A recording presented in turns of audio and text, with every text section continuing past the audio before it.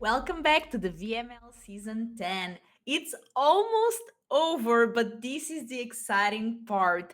My name is Filipa and I'm joined here by Kuro. Happy Friday, everyone watching the VML. Today we are diving in top 16, only 16 players remaining, and 128 started here. This was a full house this season, as has been in the last seasons, and we are almost at an end. Today we are going to have four feature match, but before we start, we have to thank our sponsors, Wizards of the Coast and Good Luck i5. Thank you so much for sponsoring the VML. Without you, this show wouldn't be possible. Also, thank you to our players and everyone here around. So, can we take a look at our meta breakdown for the week? Because I think things got really spicy here. And Kuro, please help me out. What do you think of this Esper control as a fourth of the field here this weekend? Well, I think it speaks volumes to the way that those colors have shown to be dominating for the past standard season. Even pre-banning, Esper has been good. Uh, also see it as a reliable way to deal with the five-color ramp deck that also is out there, and to a lesser extent, as an interesting way to sort of check Esper Legends as a deck. I also think that the Azorius Soldiers being the most dominant aggro deck on this list sort of speak volumes to the white creatures, especially that are showcasing their power. Perfect. And before we dive in into the matches that we have today, I really have to say that this is such a decisive week. Don't forget, this is top 16, so the players that win this week advance into top 8, and that already guarantees an entry to the regional championship of your region and also to the VML finals, which is going to happen next month. And I am so excited for that. Kuro, I know you're excited for this weekend. I know you are a big fan of control, and we have a lot of control represented here just for you. Last week when I covered, it was not last week but almost a month ago, it was mono red after mono red after mono red, but it looks like control came back and it's stronger than ever. Can we take a look at our first contestants for the week? Pipermaru, she is on Division 1, 5, and 2. Now, of course, here on the top 16. I really love the picture there of the cat. And we are playing Azorius Soldiers. So, here, an aggressive deck in this controlish meta. What do you think of this Azorius Soldier position on the meta this week? Well, I think there are some very interesting decisions that are made for this deck. There's only one Protect the Negotiators in here. I believe that's three copies of Make Disappear, but we're also seeing three copies of the 2/1 Flash Flying from Dominaria, I want to say. The name escapes me at the moment. However, I remember what it does. It enters the battlefield. You can pick up another creature that you have. So then not only is it anti-removal spell, but it is also a flash creature that you can play if your opponent does not play something into your Make Disappears. I look forward to seeing this play happen throughout a game. Yeah, I think you maybe mean Zephyr Sentinel. I totally Yes. looked that up and I didn't know it by heart, but that seems like a great pickup. And let's take a look here at what Pipermaru has to defeat. And Rosa, it's playing five color ramp. So we have I actually was playing this. I didn't qualify to the playoffs, didn't make it, but I actually have been playing this list for some weeks, and I think it's really strong. What do you think of this five color ramp? Well, five color ramp is especially scary when you're playing spells like Make Disappear that are permission spells, because if your opponent is able to get enough lands out, they can just they can pay the tax and play through them.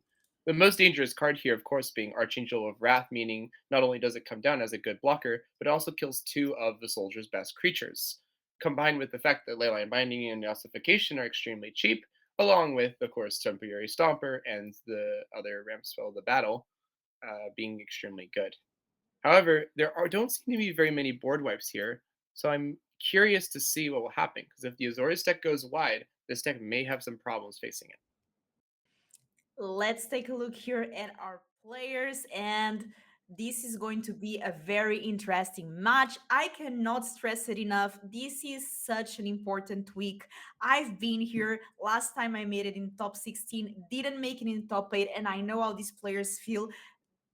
first of all, this is a huge accomplishment because 128 players, these players already made it into top 16, and we are already starting here strong. We see Pipermaru already playing Skrelv, so already starting with some aggression. Here looks like the five color domain on the play, which do you think it's very relevant here in this matchup particularly? Um, Absolutely, because it allows Rosa to get leyline binding down extremely early. Like here, uh, Rosa was able to Rosa was able to get down both of those triomes, which is exactly domain, which is exactly necessary for that leyline binding. Unfortunately for Rosa, the Skrell forces it to use the removal spell on the Skrell rather than on any other threat. And we see here already some damage because, as you said, Rosa forced to exile that Skrelv, and we can see some aggression here. What key cards is Rosa looking for?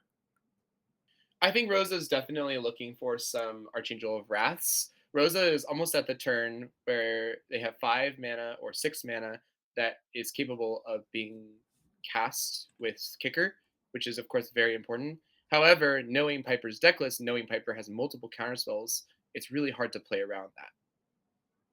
And this is open deck list, so for sure that's on Rosa's mind. And we see here second Leyline Binding, this time trying to get rid of 3-2, but that it is the key card that you mentioned, Zephyr Sentinel, being able to give X proof. Or It, it eu tenho que returns to dar the algum. hand. Yeah, exactly. Yes. So what it does is it returns a creature to your hand, and if it's a soldier, it gets a +1/+1. The sentinel gets a free +1/+1 counter. Piper had an option there to hold up the make disappear, but she chose not to, and I think it makes sense because Rosa is not playing board wipes. And so if Piper is able to get 5 or 6 creatures out, there's basically no punishment for doing so. However, not holding a make disappear may be a problem, because Rosa could theoretically drop something like Sunfall. Oh well, Sunfall is in the deck. Okay, well, color me Yeah. wrong. Oops. And we Oops, saw my bad. their Sandfall. It's really, really good. This Destroy Evil potential can be potentially good here, but definitely that was such a setback for Rosa, and now it's way behind here, Piper Maru, because so many spells in end, but at the same time that Sunfall was crucial. Do you think there's a comeback here? I feel like if Piper wants to play the control game, it's important for Piper to activate Mirix whenever she has the opportunity to. Not activating Mirix at the end of Rosa's turn is potentially bad because that's one less token you can sacrifice to make disappear if you need it, and you could be pressuring Rosa with your little tokens if you have trouble drawing other things. So now Piper is remembering, oh look, there's Mirix, and Kit is able to use it. Yeah, now she's using the Marix, as you said. That little token is going to start dealing some serious damage if it's not answered for. But now Rosa has enough mana to cast something like Atraxa, and we know that card might end games. Do you think Rosa might have the Atraxa, but playing around a counter spell, maybe make disappear? Absolutely. This is not a situation where Rosa should be slamming down 7 drops. This is a situation where Rosa needs to be very careful about playing against Piper's open mana. At this point, Piper has not played any counterspells, meaning that it's extremely likely that Piper has at least one. We, as the casters, know that she has exactly 3, which is extremely bad for Rosa, and we know that Piper can simply sacrifice one of the tokens to make it even more difficult for Rosa to resolve any actual threats. And we see there the make disappear and forcing. Okay, this was really smart. So here Rosa forcing Piper Maru to pay the 2 mana, now having open mana to play something like Atraxa, or in this case Etali. Yeah, this was a risk for sure. If Rosa This is a risk. If Piper did not pay that too, Piper is saying, I'm gonna hold up a counterspell on you. And Rosa is forcing Piper to make the decision because now Rosa is able to resolve Itali. However, I would argue that Itali, while impactful, is not necessarily as good as Atraxa because the cards you get are variable. I believe the card that was exiled from Rosa's deck was Sunfall. Yes, it was, and now Pipermaru also has Destroy Evil in end, and looks like Rosa ran out of things to do. So here in this case, it was not that bad for Pipermaru, considering that an Italy entered the board. So here, Destroy Evil, getting rid of it, and now things look very good for Pipermaru, with control of not only the board but also a lot of cards in end. Yes, and I would even make the argument that you don't even cast Destroy Evil there until Itali switches or tries to flip, because you force Rosa to spend all of that mana, and then you destroy evil in response. However, I think the destroy evil is still good because it pressures Rosa to draw literally anything useful. Because now Rosa is in a losing position.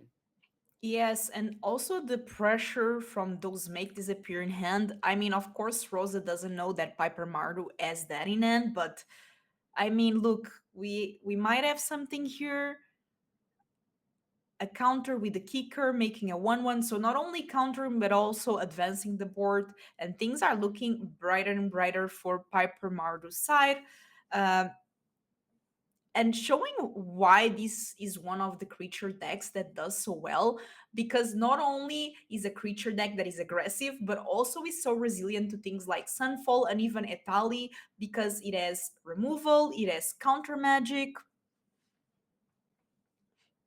Absolutely. And Rosa not drawing any ramp early in this game was also something that definitely hurt. Um, Yeah, this deck relies a lot on ramp and also relies a lot of being able to cast Atraxa.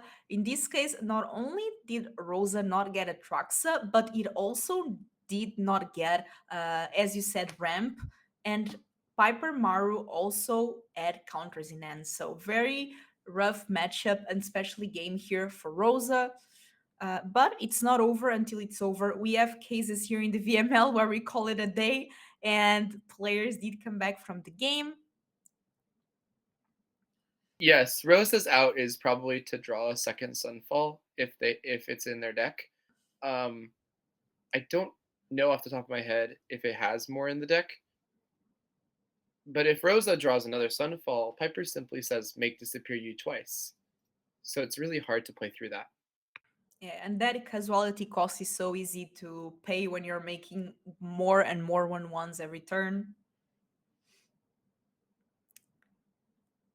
And we see Yeah. there some blocks from Rosa's side, but still taking some damage. Although, if we take a look at it, Piper Maru is the one with the less life in this game somehow. Well, not anymore. I was thinking exactly that. I was like, not anymore.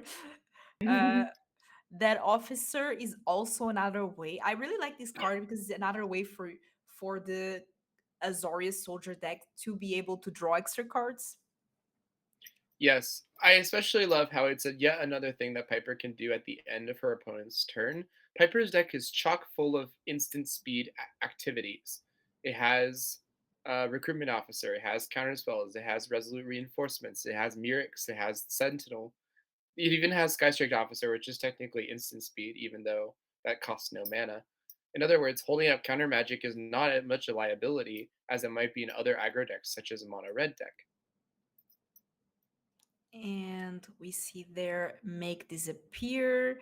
That officer does resolve, and things might end really soon unless, okay, Invasion of Zendikar, it's not exactly what Rosa needs. Atraxa would be way better, but the fact that Piper Maru doesn't have any more counters at least is a relief.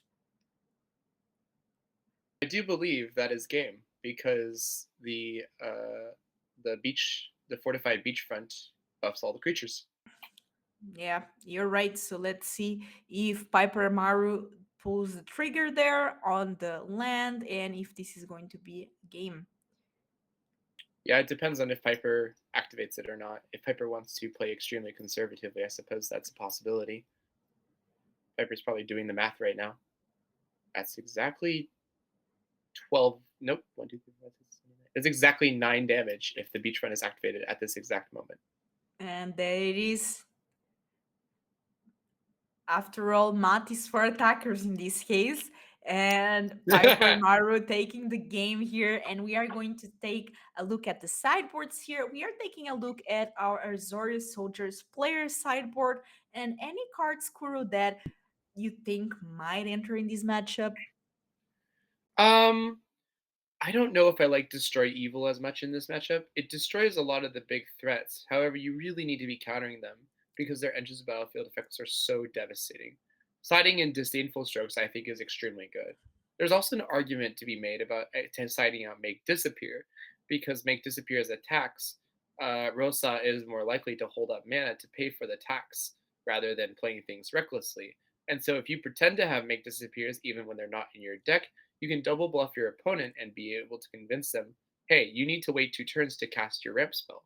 You need to wait 2 turns before casting a Traxa. And by the time they've waited 2 turns, the Disdainful Stroke can come in and catch them off guard because they thought that they played around the right card, and now it turns out they haven't. That's why you are the control player. See all these things that go into your mind. The counter war. I'm excited to see what we might see here. As you said, there are several options in the sideboard. This Strengthful Stroke is a good option as well. Um, Piper Maru, I think, with a pretty good opening end. What do you think? 4 lands, 3 creature spells. Yes, generally Rosa's deck and that the 5 color ramp deck in general doesn't plan to get anything substantial on the battlefield until turns 4 to 5 when it tries to activate an Itali after a invasion of Zendikar or casting an Atraxa or even just an Archangel of Wrath. So having Oh. a handful of 2 drops is not the worst thing in the world. Although for Piper it is a little bit annoying to not have any counter magic. That's something that she's going to have to work around. Especially when Rosa is already playing Stomper, which is a way to ramp already on 5 mana if it doesn't miss land drop. So ossification here trying to take care of that Abing, but we see Zephyr Sentinel here making another appearance and returning the card to the end. Whoa, that has been the card of the match here, I think. This card has been really, really good. Sheesh. I mean, you don't have a counter spell, but what's the second best thing? It's a spell that gets you back your creature so you can just cast it again. That's pretty awesome. I love that. Yep, and we are now starting to attack with 4 damage every turn in the air, and that Stomper cannot block anytime soon. Now, this There, is a risk that Piper is taking. Oh, I'm sorry. Um, it's worth noting that if Rosa has a Sunfall right now, this is the perfect time to cast it. but no Ooh. Sunfall, at least yet, because we are still getting a land, so maybe it's now the Sunfall. Sunfall costs 5, Ooh. so it would have to be cast next turn. Oh, An yeah. Archangel An Archangel Wrath could have potentially been very good there as well, but I think Rosa was missing a land drop. And for decks such as 5 color control, when you're trying to get to 7 mana, missing the land drop is fundamental. Now it's getting punished because there's so many creatures attacking that Rosa just simply cannot deal with. Yeah, we need to draw that Sunfall and now. Life gain from Herd Migration coming in very clutch right now, by the way. Rosa would in fact be dead if the life gain did not happen. Yeah, I've seen actually this 5 color deck win against Mono Red because of this particular card. Being able for 2 mana to gain 3 life and make sure you eat land drop is crucial. But this is game, and uh, Azorius Soldiers just doing what Azorius Soldiers does best: curving well, punishing your opponent for not having the perfect curve, having counter magic, having a lot of aggression, and well, it looks like we already have one finalist on top 8 of the VML. Yeah, absolutely. I mean, I always like watching Blue Eye Control play games against 5 color control. Wink, wink, asterisk, quotation mark, quotation marks. Um, it's really interesting seeing how this kind of, yeah. Oh, hi, Phoebe.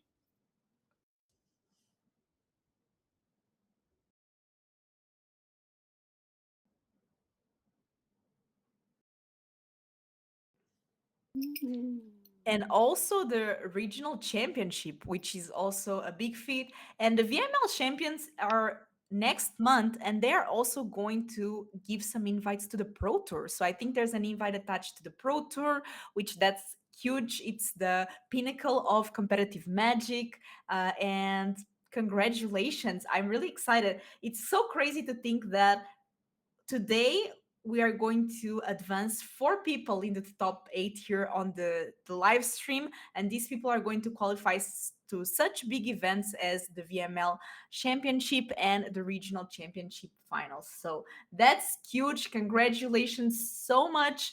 And I have to say here, because I always like these things, they are funny, that so Pipermaru wrote here because you can type your deck name and it's best of luck. So that karma came back from the best of luck, getting there the win, and I'm sure it's such an exciting moment for I see. Pipermaru.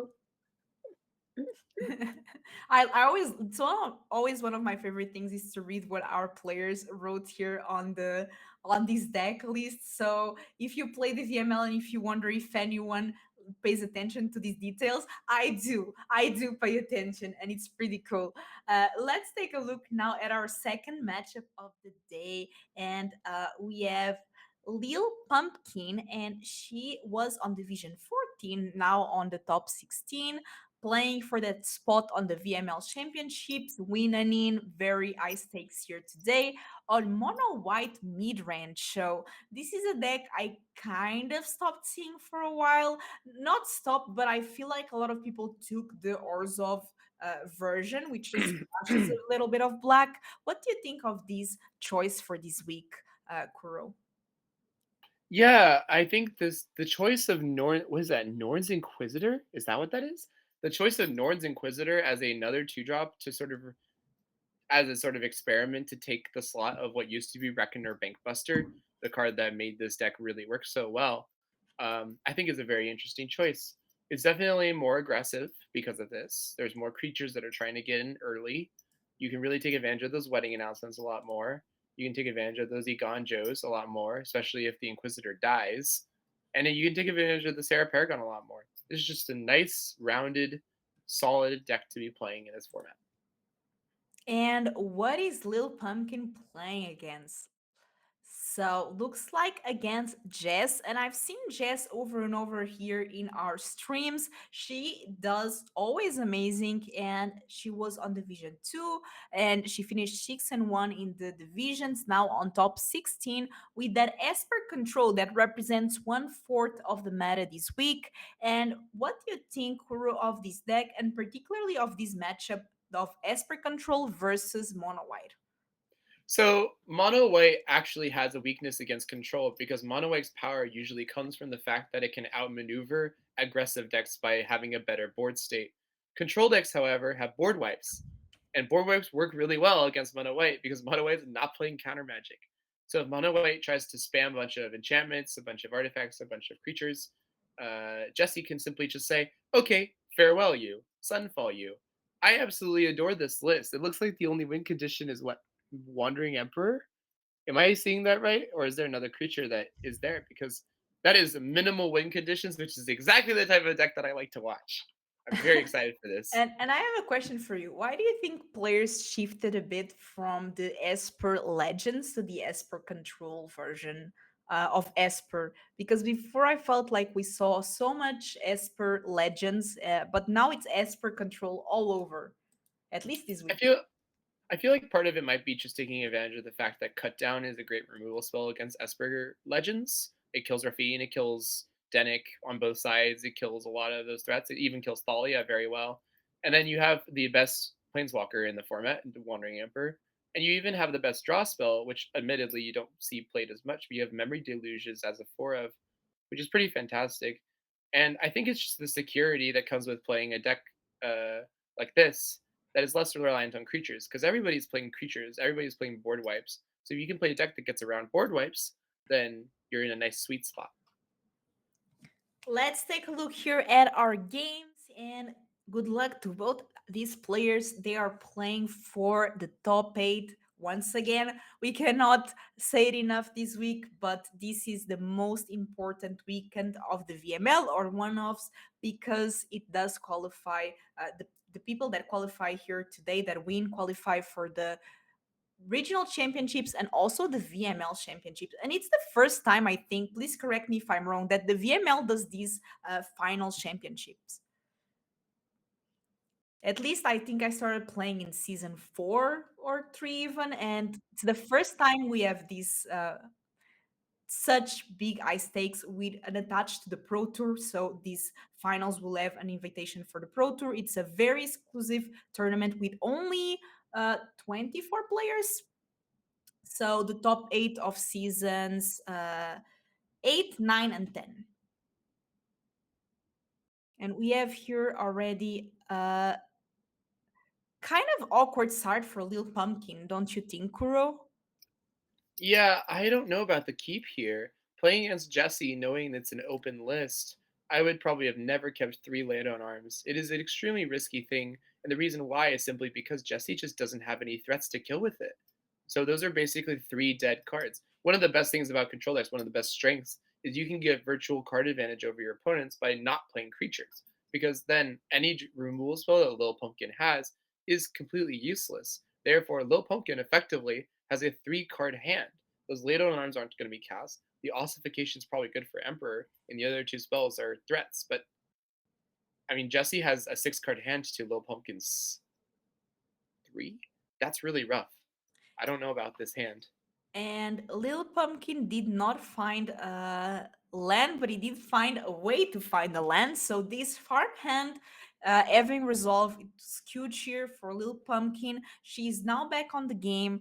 Um, but we know that this Esper control deck can get really, really intense. I'm trying to get some of the cards here from this particular deck here, and any card that you think it's crucial in this matchup. I see things like Void Rend that are able to take care of several threats. Void Ren is okay. Void Ren is very nice dealing with the Planeswalkers for sure. However, I think Jesse's most pivotal cards are Farewell and Sunfall because dealing with Lil Pumpkin's massive amount of tokens is going to be extremely crucial if Jesse wants to win this game. Farewell, especially, is important here. Even if the Eternal Wanderer is making tokens every single turn, if you're able to wipe a bunch of them out, that's still making Lil Pumpkins use a couple turns. Yeah, and this is a matchup that can get really grindy because both players are great at not losing, but they are not great at winning, if that makes sense. Not players, but the decks themselves. Absolutely, and I think that's a really key thing to notice about control decks is that at the core level, their job is to not lose as much as possible and then to win through inevitability, which other players may know as the crushing despair of being hit by a 1/1 over the course of 20 turns. In reality, though, what that usually translates to, especially if you refer to the previous rotation of standard when Hall of Storm Giants was a win condition, you had a man land, right? You didn't even have to play a spell that was a threat. Jesse has a Mirix on the table, which could theoretically be a win condition right now. Lil Pumpkin also has a Mirix on the table, which could be a win condition right now because Jesse has no blockers, right? So we have this amazing situation where both players are trying to win through sheer card advantage and inevitability and are basically at odds with each other the entire game. I expect this to be a very exciting match. For me, maybe not for everybody, but I'm very excited about this. Kuru, did you play Magic back in 2018, maybe, when Dominaria and standard was the win con of some decks was Teferi Hero of Dominaria ultimate ability? Yes. Oh, I I think you also would love played that. I as a child, as a teenager, I played through the format where the win condition was Codex Shredder and Elixir of Immortality with Sphinx's Revelation and a Supreme Verdict. Like, notice this, right? The Lay Down Arms is being used on a token. Against literally any other deck, you would never do something like that. However, because Lil Pumpkin is trying to make sure that Jesse's card advantage is not recognized, Lil Pumpkin has to do that. Also, there's 8 cards in her hand. She has to play one. There's this situation. Also, look at this. Lil Pumpkin is also does not have counter spells. So she needs to think about, do I just force the Warning Emperor in right now so it doesn't get countered? There's all these little decisions here and there that really shape the way this matchup plays out. I just Yeah, love it. and we see here so many decisions from both players.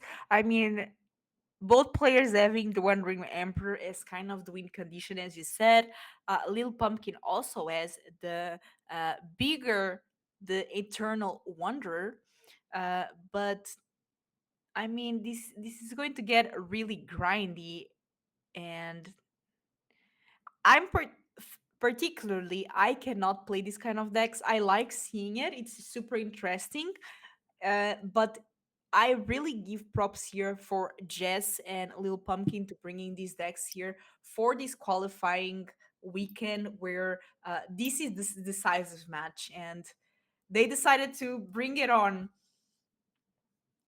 Absolutely. I think it's really, really important to recognize just how much work the wedding announcement is doing for Lil Pumpkin right now, because those Mirix tokens are actual threats to those Wanderer tokens now.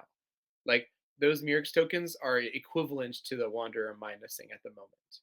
Yeah, and we are seeing. Ooh. Ooh, that is very interesting. So we see here Void Rand trying to take care of that wedding announcement that it's already flipped and giving the creatures +1/+1. And in response, we're trying to use the Wandering Emperor, but that gets countered. And this was huge here for Jess. Yes. This Lay is. down arms just as a measure of, okay, I guess that's all I can do now. And things are not looking so great. But once again, Lil Pumpkin has 6 cards in hand, including Sunfall. Yeah, Lil Pumpkin's not being able to get those lands down is really key because control decks seek to amass board presence through the amount of lands that they have, not through the creatures that they play. And so, because Jesse has been able to play a land pretty consistently for every turn, without even using that many spells to draw cards, that is very impressive. Lil Pumpkin, on the other hand, has been struggling to draw lands, which is clearly having an effect on the game because now Lil Pumpkin was not able to pay for the make disappear tax, for instance, was not able to land the Eternal Wanderer during a turn where it might be pivotal. Um, not able to hold up Cathar Commando. Like, there's a lot of little things. Like, not having that one extra mana can really matter. Yeah, and we see here another little downhams trying to take care of tokens because it kind of seems funny to see so much removal being used on the small tokens, but the truth is that it's how both of these decks win. It's with those Yep, tokens trying to crush some damage, and as you said, Jess it does have tools to draw cards. You saw their Memory Deluge. Little Pumpkin did miss some lands, but at the same time, Farmhand really helps with that. Jesse is choosing to make a token here instead of flashing back Memory Deluge, and that is a very interesting decision. The greatest strength of Memory Deluge is generally, oh wow, That's aggressive. okay, Using Make Disappear with Casualty to try to get rid of that restoration of a Ganju and starting to deal some damage with the 1/1. And here, as we said in the beginning, both players not losing. I mean, never in any other deck would you see a six mana convolute. That's for sure. It's a great time for standard to be on, and also like I feel like we didn't have any new set in standard since April, if I'm not incorrect. Last one was March of Machine, the aftermath as well. But Mhm. it feels like the format shifted so much because we only saw Esper Legends and we saw so much Rakdos Midrange, Grixis Midrange, and it looks like those decks kind of lost popularity from things like Esper Control, Mono White, or Zov Control. So more control decks or either more aggro decks. Absolutely. Seeing this Esper control deck in action is really it's really tells something about just how powerful control can be in the right matchup. Lil You Pumpkin, I think, is struggling here because she's thinking she's thinking about, do I play the wedding announcement now and have it be countered potentially? The Cathar Commando is coming down. Murix is making tokens, forcing Jesse to use cards on not cards. However, this may ultimately the lack of action allows Jesse to flashback Memory Deluge, when she otherwise would not have to, which allows her to potentially draw other draw spells, which can in turn become answers, etc., etc., etc. And that's crushing card advantage for the rest of the game. Yeah, and we are seeing there. And do you think that the ban of cards like Fable of the Mirror Breaker did open some spots for these more control decks and also the more aggressive ones to kind of shine? Because for so long we had such a mid-range format. Absolutely. The loss of Reckoner Bankbuster especially is really bad for not for mono white because that was part of the way that mono white was able to draw those extra cards. If I was ever playing my control decks versus Reckoner Bankbusters, I had to put Spell Pierces in my deck because they were played so commonly. I had to play around it. It was such a format warping card. Fable the Mirror Breaker is similar in the sense that I would specifically be putting in Spell Pierces for that card as well. The loss of those two cards makes it a lot easier to take out Spell Pierce and to put in other counter spells such as Make Disappear, because while they're a little bit more expensive, they are more well rounded, and you're able to do a lot more things against them. Farewell to everybody. Farewell. We know that card very well, but in this case, it might not even be farewell because Lil Pumpkin has so many cards in and still, and these matchups they do get super grindy. Which it's super interesting because I feel like in these particular matches, and maybe you can correct me if I'm wrong, the skill play comes in more in importance because every mistake that you make can be crucial. Um, I'm not gonna argue that there's more skill with certain decks than others. What I will say is that the decisions that you make within a game matter more in control matchups. Whereas if you're playing games that are shorter because potentially you're playing an aggro deck, the skill comes in your sideboarding techniques and the cards you put in your deck at the start. Because control seeks to take out threats and put in answers. You're spending more time thinking about how you're going to answer threats rather than the best way to push through your opponent's defenses. Definitely. And what I felt like I could never play control that well, and aggro decks are also super difficult to play, but in a different level. Because when I play control, the more difficult part for me, and I really have to shout out again our VML players for bringing these more control decks, is that you have to take yourself out of the position from defending all game to then being able to close the game. And these changes, these micro changings in the position that you're having in the game are so complex to me, and it's really good to see a well controlled game played. Yes, it really is a matter of knowing how your cards can be used in versatile ways. Like knowing when to -2 a Wandering Emperor versus just simply -1ing it to block an attacker can be extremely crucial. Knowing whether you should be using Mirrex to counter a thing for 6 mana, or whether you should be flashing back Memory Deluge. Little decisions like that. Because in a control deck, things tend to snowball both on both sides. If you get too far behind, you need a board wipe to get that tempo back, or else you're left behind in the dust. Overall, it's not so much the cards you play, but how you play them. However, of course, the cards you play still matters. But although technically speaking, if you play a control deck perfectly well, you don't need 4 Wandering Emperors to win. You could use 2. You could use 1. That's a testament to its resilience. And we saw Jess play Sunfall, and now Lil Pumpkin also playing Sunfall. And I actually really like this board wipe because usually with board wipes, you kind of just reset the board, but this gives you a little advantage. Absolutely. The only issue though is that Jesse now has the commanding situation. This Northern Inquisitor is very nice, but another farewell will basically cinch it to victory. I would say cinch the victory in that situation because it's so hard to get back, and Lil Pumpkin just does not have any more steam, unfortunately. And for people that are just tuning in and they kind of want to see where the advantage bar is, if there was an advantage bar, where would it be added right now? I would say it's about 80% in Jesse's favor. It's not fully 100% because there are things that Lil Pumpkin could draw that could potentially allow her to still win. Drawing an Eternal Wanderer, for instance, would be fantastic. And that Mirrex is still making tokens when Jesse's was blown up by that Field of Ruin. And so that's also a problem that needs to be dealt with. Oh, And we see that the Wandering Emperor, and another reason this planeswalker is so strong is it's so versatile. You can use it as a trick, as a combat trick, as a removal, and we see there the Wandering Emperor used as a combat trick, kind of giving a +1/+1 on first strike, and putting Jess even a bit further on that advantage bar that you were speaking about. Yes, having that second Wandering Emperor was definitely extremely good for Jesse. And if Jesse has any draw spell right now, I think that would be devastating for LilPumpkin. A Silver Scrutiny, a Memory Deluge, Flashbacked would be extremely good. Both of those. And if you are watching the stream, let us know if you enjoy the VML, if you are playing in the VML. I'm always curious to see who watches the stream.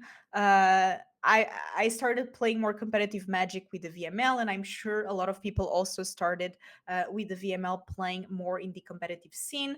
So let us know how the season went for you. Did you play this season, Kuro? I actually did not because I've been so busy with work this summer that I just didn't feel like I had the time to do so. But I am Yeah, but happy to be casting with all of you guys. Heart, heart, heart, heart. but you've been playing in the last ones, at least the last Yes. season. I remember you played. Yes, that's right. It's always one of my favorite parts of the week to play my VML match. People are so nice and sweet. Absolutely. All of my opponents I've had very good experiences with, even in situations where the games themselves may have been frustrating. The people have always been very, very um, understanding, and obviously I've tried to extend that back because I've been in situations where it's been frustrating for me, and I've seen situations where my opponent was obviously frustrated, and it happens all the time in a game like this, especially in games that go very long, like in Control versus mid-range matches, like But this one. but And Kuro, yeah, did yes, the advantage bar kind of flip now? Because it seems like now Lil Pumpkin is kind of in the aggressor seat. I mean, at least trying to get rid of that Wandering Emperor. And if she succeeds in taking care of the Wandering Emperor, things might change. I think the advantage bar isn't. It used to be at 80-20, but now it's 50-50 again. Because although the Wandering Emperor is going to go away, LilPumpkin it has to sacrifice some creatures, which takes her back some tempo. Jesse also clearly, yeah. So Jesse clearly has something that can happen. So it's still pretty even. I don't know what that card is in her hand. I don't know what it is. It's the in the Jess's end, or In Jesse's hand, yeah, because there's yeah, one there. There's something with Flash. It's something that can be cast, but I don't the know what it Luge. is. It could be. If it's a draw spell, that's devastating. But if it's like a removal spell like cut down, then it's like whatever. Yeah, Little the if sorry. if it was But Memory Deluge, I think Jess would have played it though. yeah, the only other thing too is that those samurai they have vigilance, so they're also getting in anyway. So LilPumpkin is not able to just sit there and take damage forever. She is at 4 life, and Jesse is slowly but surely pitching in there. Wow. That Void Rand once again, taking care of the enchantments first of Wedding Announcement, and now of that Restoration of a Ganjo. Oof, and that Roadside Reliquary would have been real nice getting those 2 cards as well. It's only drawing 1 card right now. 0 if the token dies. Oh, well, no. I think it's 2 artifact tokens, but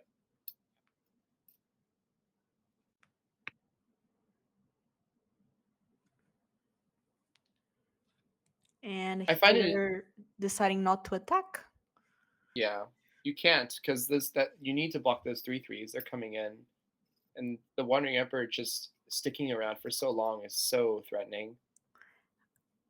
I cannot imagine the stress on both of these players in this game. Like, once again, this qualifies for the VML Championship, which gives one invite for the Pro Tour. Also, the player that wins this game uh, qualifies for the regional championship of their region. So, ice stakes, if there's a game with ice stakes, this is the one.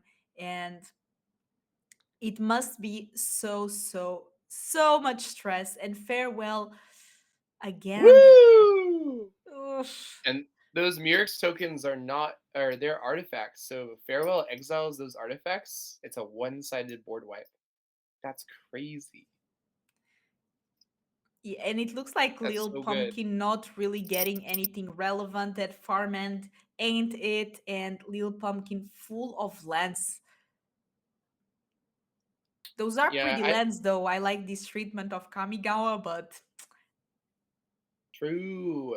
The Japanese full art lands are probably one of my favorite lands of all time, other than the John Avon unstable ones. That's always my choice. Kuro, here we can see a bit of the thing that we were talking about the lack of Bankbuster. You said it very well that Mono White lost a lot with the Bankbuster being banned, and we see it Yeah. right here because if Lil Pumpkin had something like the Bankbuster before, things could have been very different with extra card draw. But now Mono White kind of struggles in getting that card draw, and a lot of times things will end up like this, especially against Control, where Lil Pumpkin struggles to find a way to finish the game and to draw the extra cards, and unfortunately a lot of lands in hand here. Yep. And that wedding announcement is going to draw one. Oh, that is something that could have been very useful just one turn ago. That is unfortunate. A fantastic draw, but just a little bit too late. It just a little bit too late, and Lil Pumpkin even had the mana for it. Exactly. Although Jesse did draw that second memory deluge, so now the cards in the deck are just hers at her disposal. And this Dang. was game one. Only game one. It was an intense one, and Jess able to take care here of the game with Esper control. Sideboard any card here on Lil Pumpkin side that catches your attention. What I'd like to put in or to take out? Or either, really. Well, okay. Well, the Stone Brain I like putting in because you can rip all the counter spells out of Jesse's deck. I actually don't like Late on Arms or Ossification because, like I said in the last game, they were pretty useless. They were being used on tokens, which was not very good for card advantage purposes. And Ossification on a Planeswalker is actually good because it gets exiled with Farewell, and so Jesse can just get value with that. We saw when Jesse played the first Farewell that the ossification went away, and Jesse had a free Wandering Emperor that was basically replayed with absolutely no cost. I that Stone Brain there. Let's That's see. cute. Oh wait, Wandering Emperor is probably the pick here because that's like one of the only win condition. Oh, Memory good point. Deluge? Oh, And also Lil Pumpkin, she was so sure of it. It was such a what a fast pick. choice. Oh, Chromo Sea Shark is there though, so it's not the only win condition in the deck anymore. Still, pitching all the Wandering Emperors could have been one of the best plays ever because it's like at a certain point, if you're able to get rid of all of Jesse's win conditions, you just win the game automatically. But I like here, pitching. Sorry, go ahead. no, but here Lil Pumpkin going for Memory Delusion. Why do you think this is the play? Because obviously she's experienced with the deck. Obviously, she went fast for it, so she considered before taking it over the Wandering Emperor. So, do you see any reason to do this? Absolutely. Memory Deluge is the best draw spell in Jesse's deck. It's extremely important to resolve them. So if Lil Pumpkins takes it out, then there's absolutely no way for Jesse to do that. It's a lot less tools that she has at her disposal. Now Jesse has to rely more on the luck of the draw rather than looking at the top four cards and taking the best two for any given situation. Wow. I mean, I What? like the play. Getting rid of Wandering Emperor could have worked really well as well because Croho Sea Shark dies to Late on Arms. It dies to destroy evil. I think either choice is fine. I would have been tempted to take out the Wanderer though. And I really like here how Lil Pumpkin just said, okay, I cannot draw a lot of cards, you can't either. Let's just try to play a fair game of magic. No more long game shenanigans. Uh, and here just with access with 6 mana, getting these Mirex here was important. Otherwise, Lil Pumpkin would miss land drop. But with a lot of answers in hand, but not really a lot of threats. Yeah, the Cathars. I mean, the wedding announcement is already a big threat, which is kind of nice.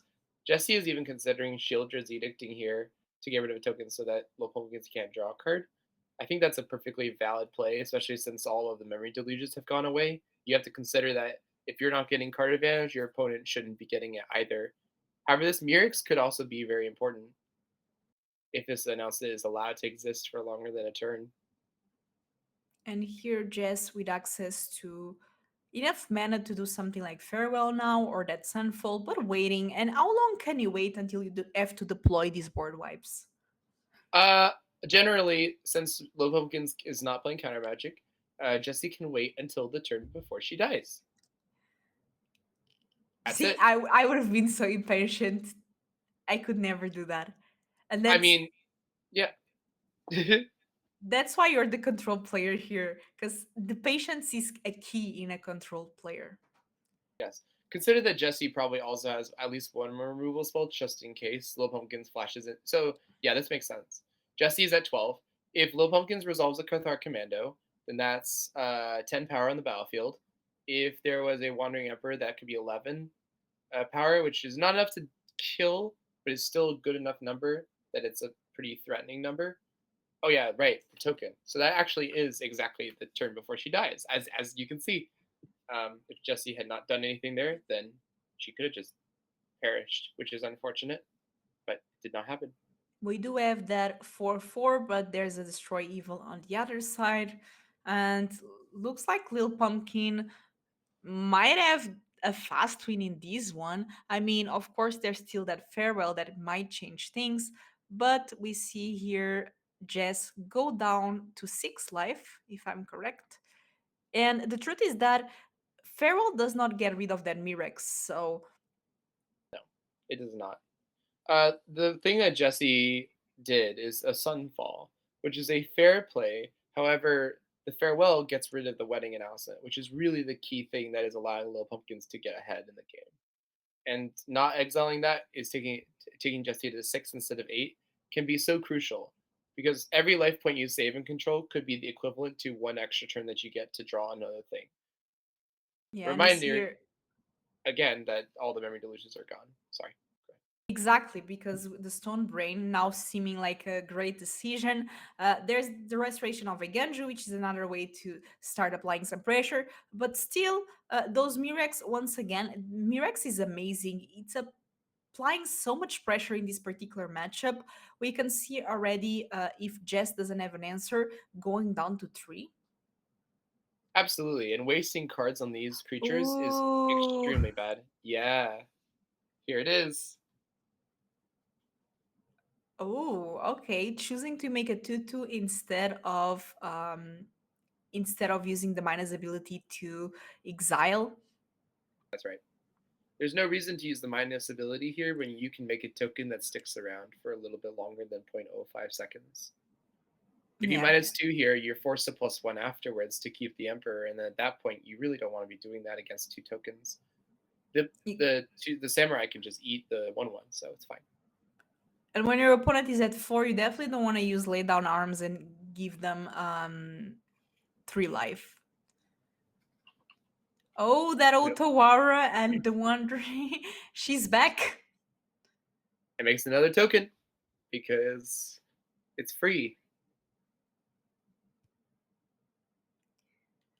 And another one. These tokens from the Wandering Emperor are just going crazy and trying to finish the game.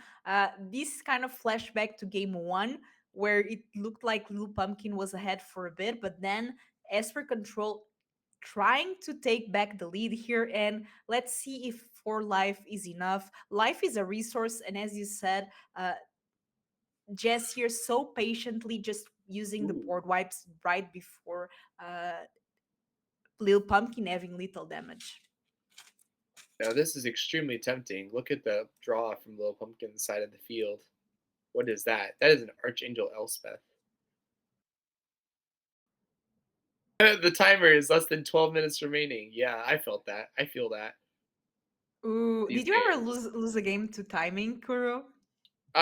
No, because I am extremely good at the game. No, I've lost a couple times. It happens. Usually if I'm experiencing a lot of lag or something like that, but generally sometimes it does. I've seen my opponents lose to time more often. Um, as control, I feel like it's important to sort of line up what my plays are before I make them in advance. So I'm already thinking about what my next move is, but while I'm making my first move, you have to multitask in that way. You would be good to play a Magic Gathering online. So I hear. Time is so important there. I've lost some games on MTGO because of time, I have to confess. Go for Truth here, taking care of that restoration of a Ganju. So that's huge. I'm excited to see that Archangel of Elspeth that might change the game here. Yeah, I was originally thinking, wow, if if 3 tokens are put on that creature and it was flying over for 4 damage, that would be exactly enough to kill. Oh, I love his Field of Ruin. That's so good. It's so good and so evil at the same time. Here we can make Mirex in response, so LilPumpkin can use that Mirex for a last time, I guess. Okay, just using the mana there. Uh, Floating the colorless mana from Mirex, being able now to get a plane. Absolutely. Oh my And 10 goodness, minutes this left on game the is clock. intense. True. To me, it starts stressing me out when there's less than 10. When I start seeing single digits, that's when I get so stressed. Oh, I missed this fact, but I just realized that the Field of Ruin is from Lil Pumpkin's library because that was what was taken from the Siphon Insight. Oh my god. The plays. Oh, I was not expecting these. Okay, so we saw a stroke there on their Archangel of Elspeth, but now Sunfall, we do have a 4/4 incubation, and Jess needs to have an answer here. I would be tempted to concede in Jesse's situation just so that it save time for the third game because this 4/4 token's coming in, and I don't think Jesse has removal for it. There's no memory deluge to draw into Wandering Emperors, and Low Pumpkins is just puttering along, getting those threats down. Mirix is not going to be enough because that's just a 1/1 that doesn't even block.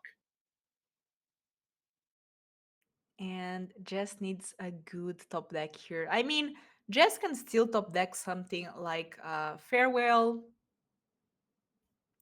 Farewell will be Cycling. okay. Oh, well, the Farewell will be good because I guess the ossification is. Oh, there it is. Wow. And we are going to have a game number 3, and just with 10 minutes left on the clock, is it enough to win game 3? Let's take a look. And your sideboard, anything changes from game 2 to 3. So now the mono white deck is going to be on draw instead of the play. Considering that she's going first, I think Cathartic's Commando is just really nice to have. I think Invasion of Gobakan, which is the Elite Spellbinder clone, that could even be potentially good. Uh, I also, I'm a big fan of Unlicensed Hearse. Those weren't really cited in, but I think those could have been good to have in there. Overall, though, I think this is going to work okay. Ooh. Land tap, plane. Okay, we have a Triumph. On the other side, we already start with a Norm, but no third land. Yeah, this game is going to go. Oh, Ooh. we did not find third Ooh. land. We do have an answer for the shark though, which can buy Lil Pumpkin some extra time, but she does need to find that land fast. And this time, Yeah. there's no Stone Brain on Memory Deluge and Shieldred. Ooh. Yeah, this is a not a good start for Low Pumpkins. Not having a third land on turn 3 is so pivotal. This game might end fast. It might, but if Low Pumpkins draws the plains, she can crack the Field of Ruin to get that fourth plains for late on arms. Oh, and there it is the land. So we do have a game now, Oh, and here Jess not attacking, also considering that now Lil Pumpkin might have Wandering Emperor and might be able to exile Shieldred. So um I've seen these often in control. You if your opponent has something like the Wandering Emperor, usually you don't attack.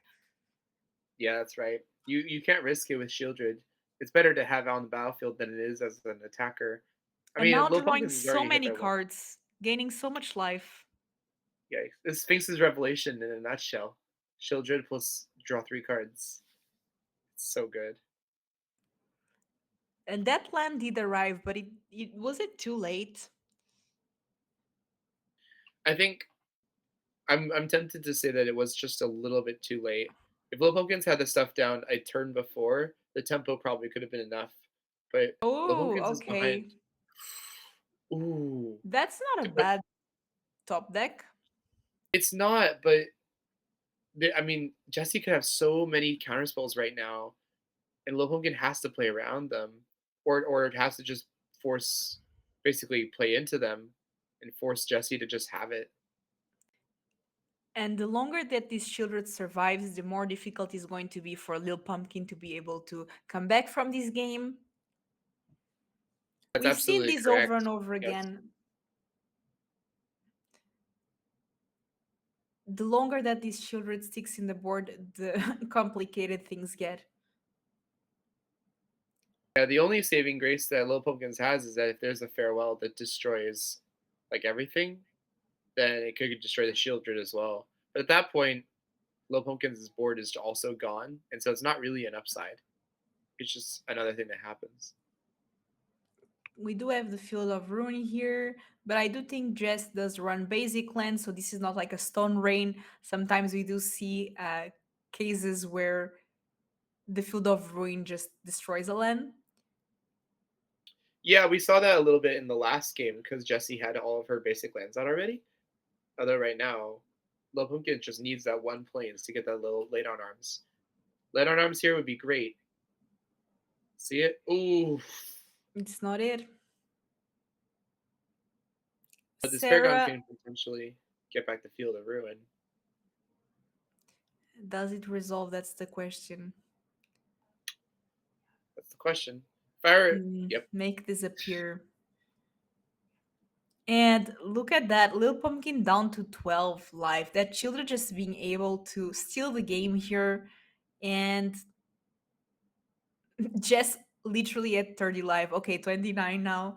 And Siphon Inside is going to come in handy to also get that card advantage. What do you think of this card, Siphon Inside? I think it's a card you would like to get with Snapcaster Mage if Snappy was legal in Standard.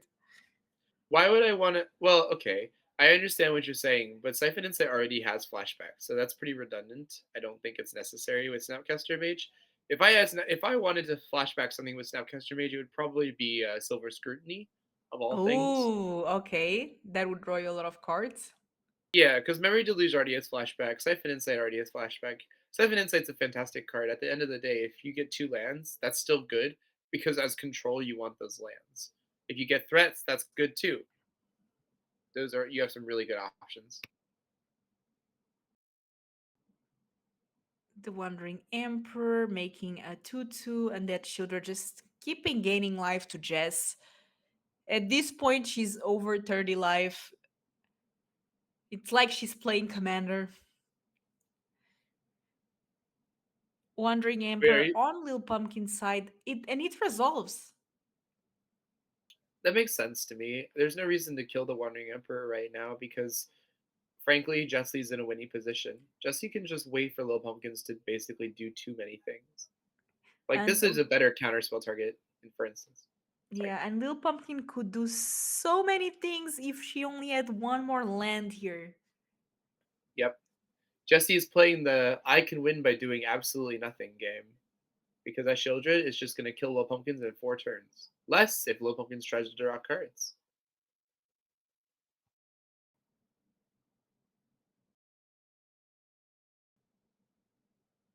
And this might be very close to an end.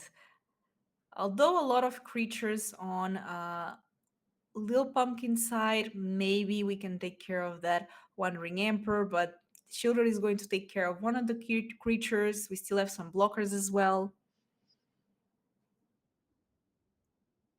Yeah, this attack is playing around any removal spell just in case Jesse has one, so that the Emperor does in fact die.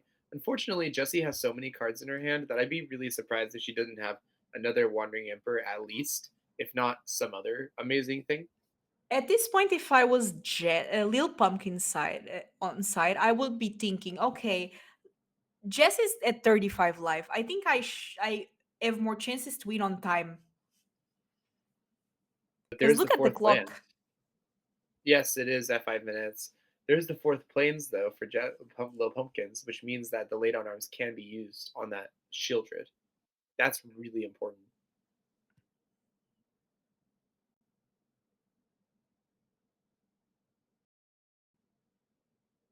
Attacking first with that 5/5.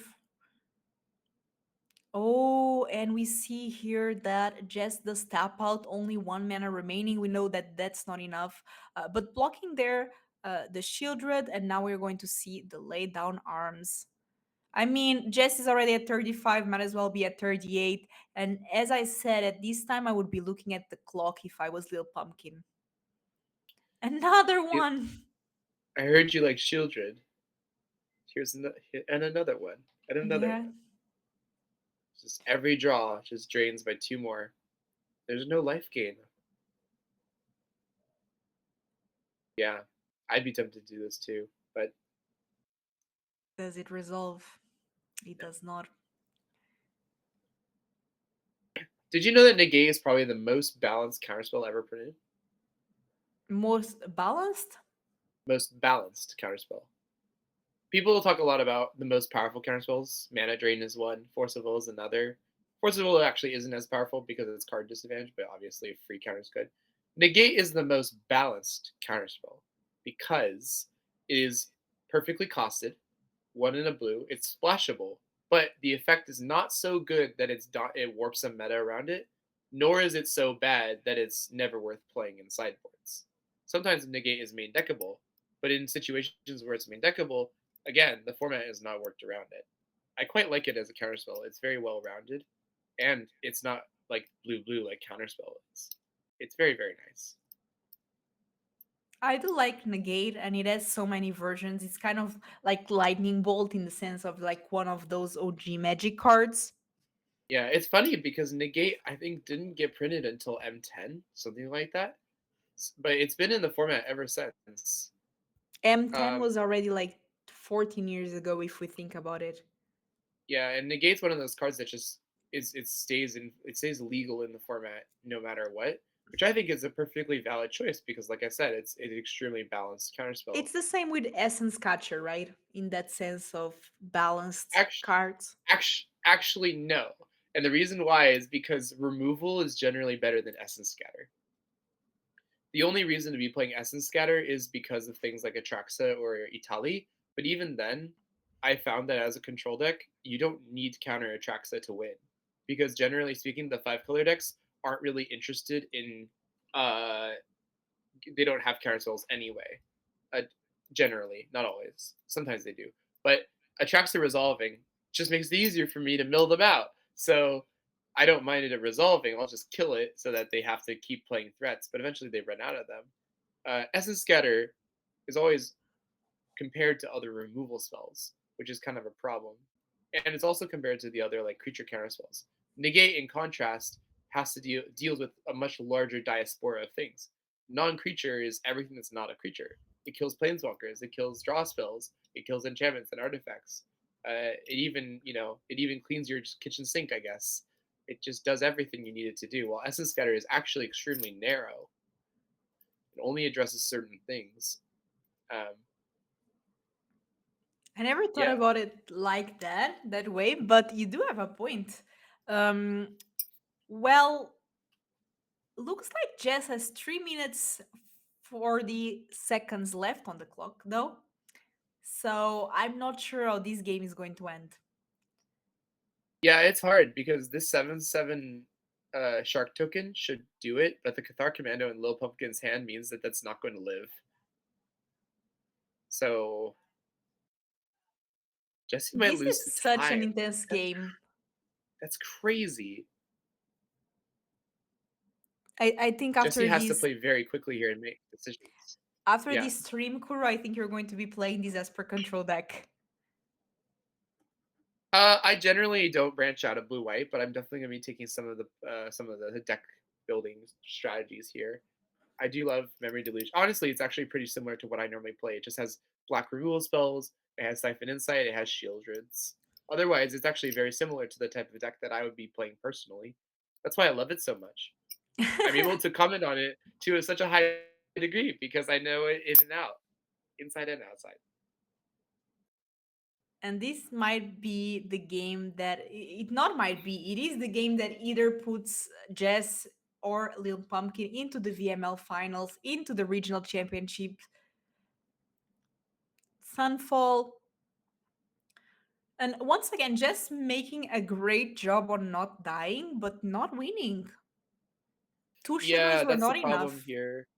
That's the problem here is that Jesse needs to be looking at that clock and just hitting space as often as possible, getting through the turn without using that clock, trying to make little pumpkins use it. She's just using up too much time thinking about her decisions. Unfortunately, there is a point in control where you just kind of have to make snap decisions and just hope that it works out. All this, that is such a good draw. Oh my lord, holy! Does that Sarah? It's not even used. Oof. I think Jess might be able to just finish the game next turn with all those tokens and so much mana. Yes, maybe.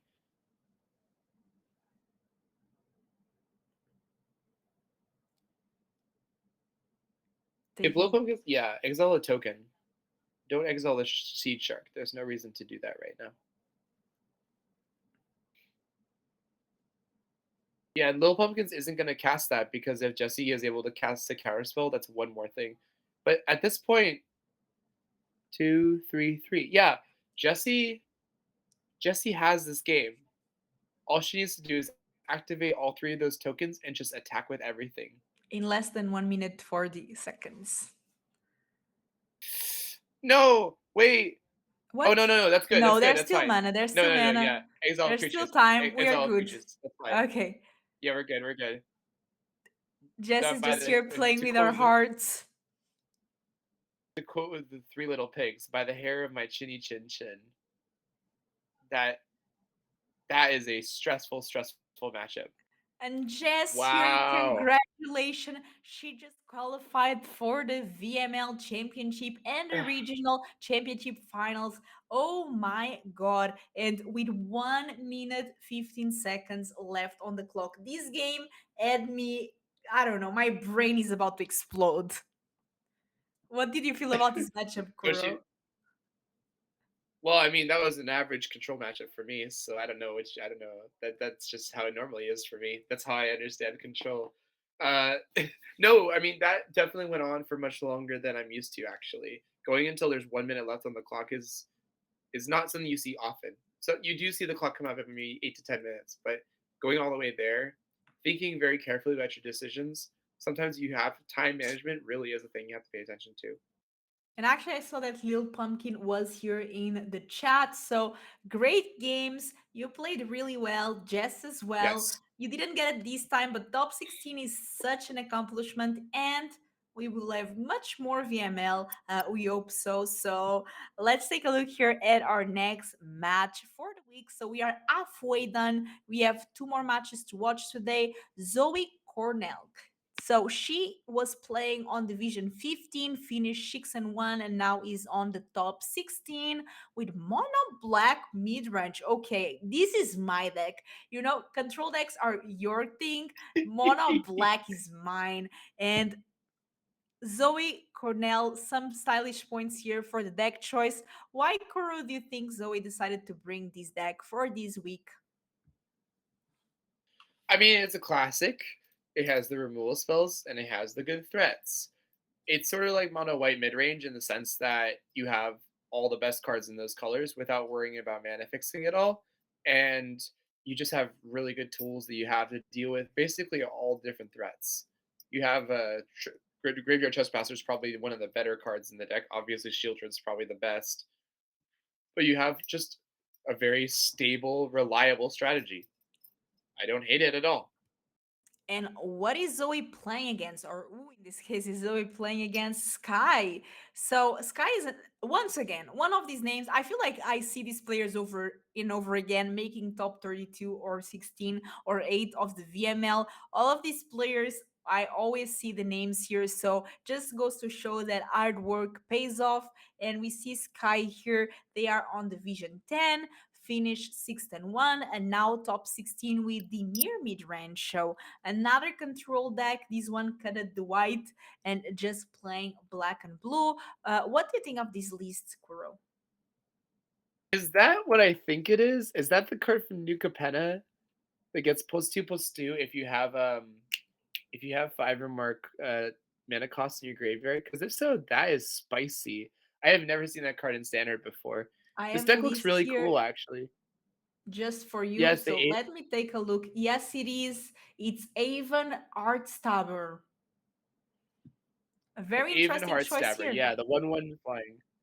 Yeah, I love it's that. If it gets big, it gains Death Touch, and if it dies, you get to draw a card. It's absolutely cool value. It feels like the mono blacklist, except you're seeing some counterspells. You're even seeing some card advantage too. I can't wait to see what happens when you have these two decks put up together. It's yeah, the and Liliana versus Kaido Shizuki deck. a Ledger Shredder as well. Another this card I feel like plays a way more pioneer than standard, but it's an amazing card. Let's take a look Yes. here at the Yes. games. We are entering the third match of the day. Don't forget, one of these players will qualify for the VML Championship, which is going to be held next month, and awards an invite to the Pro Tour and also an invitation to the regional finals. So this is the match. I mean, both of these players already made some money, but now this is the qualification they are looking for. Yeah, that last hand that Zoe had 3 drops as the earliest play, so I do like the mulligan here. I think it was in fact necessary. I do like the sleeper in turn 1. It's just really good. It's really solid. Off to the races. Yeah, and this is exactly how one of like wants to start. Turn one evolved sleeper. Turn two we don't really have. I mean, we have go for the throat, but that's not particularly good in this matchup. But we can start even attacking and evolving the evolved sleeper eventually. Yeah, absolutely. The sleeper is great because you can hold up mana for Go for the Throat, or you can hold up mana for the thing. And here's Yuta Takahashi coming down, and is dead. He's dead now. Goodbye. This is one of my favorite things, by the way, in Magic, like the World Championship cards, like because you kind of always have that dream, like, oh, if I one day by any chance win the World Championship, I'll have a Magic card of my own. That's so cool. So here's the thing. I would have rather had they go for the throat on Gix than Yuta Takahashi, I think. A 2/1 Yeah, flyer is not as threatening as Gix. Gix is so warping when it comes to the game board state because it's a one card. It's coastal piracy on a creature, and you're just sitting there and you're just getting so much value. That was definitely a very interesting use of go for the throat. But I did like. oh, and now we are about to see a battle of the Shieldreds, most likely, as Sky already has Shieldred and Zoe as one in end. Although Zoe's end doesn't really have anything too concerning, let's say. I mean, there's Shieldred, obviously, but Sky does have 3 cards in end that we don't know about and might have something like Go for the Throat, some kind of removal. Yeah, and that sleeper has not been pumping up, unfortunately, because all of Zoe's effects have been calling for her to use her mana for them, and so sleeper has not had an opportunity to actually do anything. And we see here an attack just to see if that Shieldred block, no block. So Zoe playing her own Shieldred, and on the other side, Sky letting the damage resolve. So looks like no instant speed answer for Shieldred. Are we going to see a block here? Oh, there it is. Go for throat. Blocks? What blocks? Where? When? Oh, How? and then it is the card you Impossible. were talking about. Yo, the 1/1. It's powerful, I guess. It's Right not a now, ring. it's not really doing. It's not a ring. I mean, the thing is, at the end of the day, it's not really doing exactly the best at pressuring the board state. But I will say that it is quite good in later. If a land gets discarded, if the Shieldred ever dies, the Heartstabber is going to be a potential threat because a 2 mana 3/3 is nothing to sneeze at. Achu. And Kuro, we were talking about the arts of the world champions on the cards, and you're a fan of Snap Card Star Mage, as you told me before. Did you know that actually Yep. the art of the card is from a Portuguese that won the world championship? Yeah, that's Taigo Chan, right? Tiago Chan, exactly. Oh, Tiago Chan. I was pronouncing that wrong. That's on me. No, But yeah, that's me with yeah. every name except the Portuguese names, so There you go. You got me there. Yeah, Tiago Chan. The Snapcaster mages I have in real life are all from Innistrad. None of them are from Modern Masters. I don't know. It's iconic art. that's And true. then you have Yuta Takahashi, the 2 mana 2/1 flying in blue. What is it with blue and 2 mana 2/1s? That's just the theme, isn't it? From Worlds, it's 2 mana 2/1s, but that are powerful. Very powerful. To be Very fair, much so. Legend Shredder is a 1/3, so True. kind of escaping the All rule right, there. paying 3 life to draw a card. Honestly, I respect it. But things are looking so bad here for Zoe. Yeah, unfortunately, cutting down on the Aven Heartstabber is not really the best play in the universe. And then the Flesh Gorger just can't be blocked very easily. Ooh, an attack with everything. That makes sense. So here we have to block the Shieldred. Our sleeper does have that touch. Do we want to draw? Probably not because we would die. But here Yeah, Zoe no. at 3 Yeah. life. But now Zoe is the one with a shield. Never mind. Never mind. Hey, Filipa, I have a question for you. Go And ahead. that question is: Did you know that Shieldred the Apocalypse is a really good Magic card? No, don't tell me. I think I think I never saw it play. I mean, I think I drafted maybe with it Oh, once, but maybe it's one of this those Gix's underrated command. cards. This Gix's command is so unfortunate because the Flesh Gorger is not a 2/2; it's a 3/3. That's rough. You can still get rid of the shieldred, but then you're dead, and yeah, I think you're dead either way, right? It's 1 life on Zoe Cornell's Yeah. side, if I'm not incorrect. I mean, hey, you can go for style points and get rid of the Shieldred anyway, and just say, "Haha, I've killed your guy." Now what will you do? I would do that. What, out of Just for sheer the style pettiness? point. Yes. Nice. I would probably do that as well. Sometimes I'll just cast a draw spell at the end of my turn, even though if I'm dead, just so that I know what's on top of my deck. Because on Arena, there's no feature to see what like the top of your deck is, which Some I always thought was strange because Moto has that.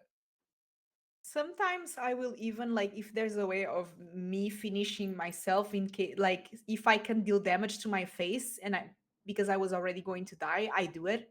Like if I'm playing lightning strike and they're going to kill me, I just lightning strike my face. I'll go out on my own terms. Thank you very much. Yes, exactly. Let me let me die with grace. Wait, wait, what? That is lifelink, Oh, because so yeah, that's true. Well, I was just thinking the attack is weird, but then yeah, cut down. Never mind.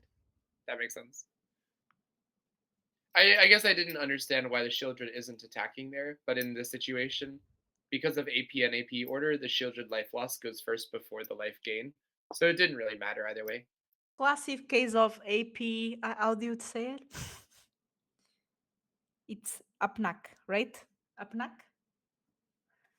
What? Apnap. Oh, AP and AP, AppNap. Yes, Exactly. That's exactly A- how I said it the first time. one of Let's those pretend. funny judge things. Yeah, yeah, AppNap. The what you said exactly. Exactly. It's just one of those funny. Exactly. If We'll, this is we'll on fix it in post. YouTube, We'll it fix will it in be post. already fixed. Exactly. It'll just be a completely different voice interposed on yours. Not a bad start here for Zoe Connell on game 2. We do, although a bit slow, we do have cut down edict Underdog is one of those cards that can get really relevant in this matchup because it keeps appearing every turn and it keeps drawing you cards if you please it. Yeah, I'm a big fan of T Dog. I like calling it T Dog because it's fun. But also, I it's just a love the really good names. threat. I love the names you give But to cards. Like Kuro, I cannot stress this enough. You are guilty because now every time I play in my local game store, I say Fable of the Kikini Mijiki because of you. And you everyone really do. looks You at say me like, what? And I'm like, it's an inside joke. You wouldn't get it. It's just for the Fable of VML. the Fiki of the Maniki Jiki makes a Gabliki Tiki, and it makes a Yes. Tiki Imagine me Tiki trying to Tiki. say this at my local You game store, and everyone is like, what? when it, a tiki, you make a cheeky tiki, and you can sakiki to make a miki. You know, I, I just think someone things, at Wizards just standard watched things. this our stream and watched us Yeah, do this, and they just banned the cards. they banned the card Yeah, because I said Fable of the Maniki Biki. yeah. Really? They were like, no, this is too much. Yeah, Banned. that's fair. If you ever want a case study for why Shieldred's Edict is an extremely good Magic card, look no further than this exact moment. Oh, dang, that's a Teferi. Okay, well then. Let me Hello tell to you, everyone in if chat. I'm a if I'm a control player and I make somebody discard a card and they discard Teferi, I just think I'm like, what do you have in your hand that you can just confidently discard Teferi like that and just not worry? Like, what is going I usually, when I see that, I tend to try to concede. on? We do have Geeks Command. So Geeks Command is one of those cards that you specifically can make the underdog a 4/5 and take care of that Geeks 5/4, but yes, 5/4. five Yeah, four lifelink. which in Sack this the case it's Gix. even Oh, better. I do like Gix's command here. I think it's worth playing. Yeah, and we see that Zoe goes for it. So now we just kind of have to hope that Sky doesn't have an answer. But even if they have an answer, we can just blitz the underdog again and again. Oh, looks like Magic Arena froze for Zoe Connell. That is unfortunate. Oh, uh,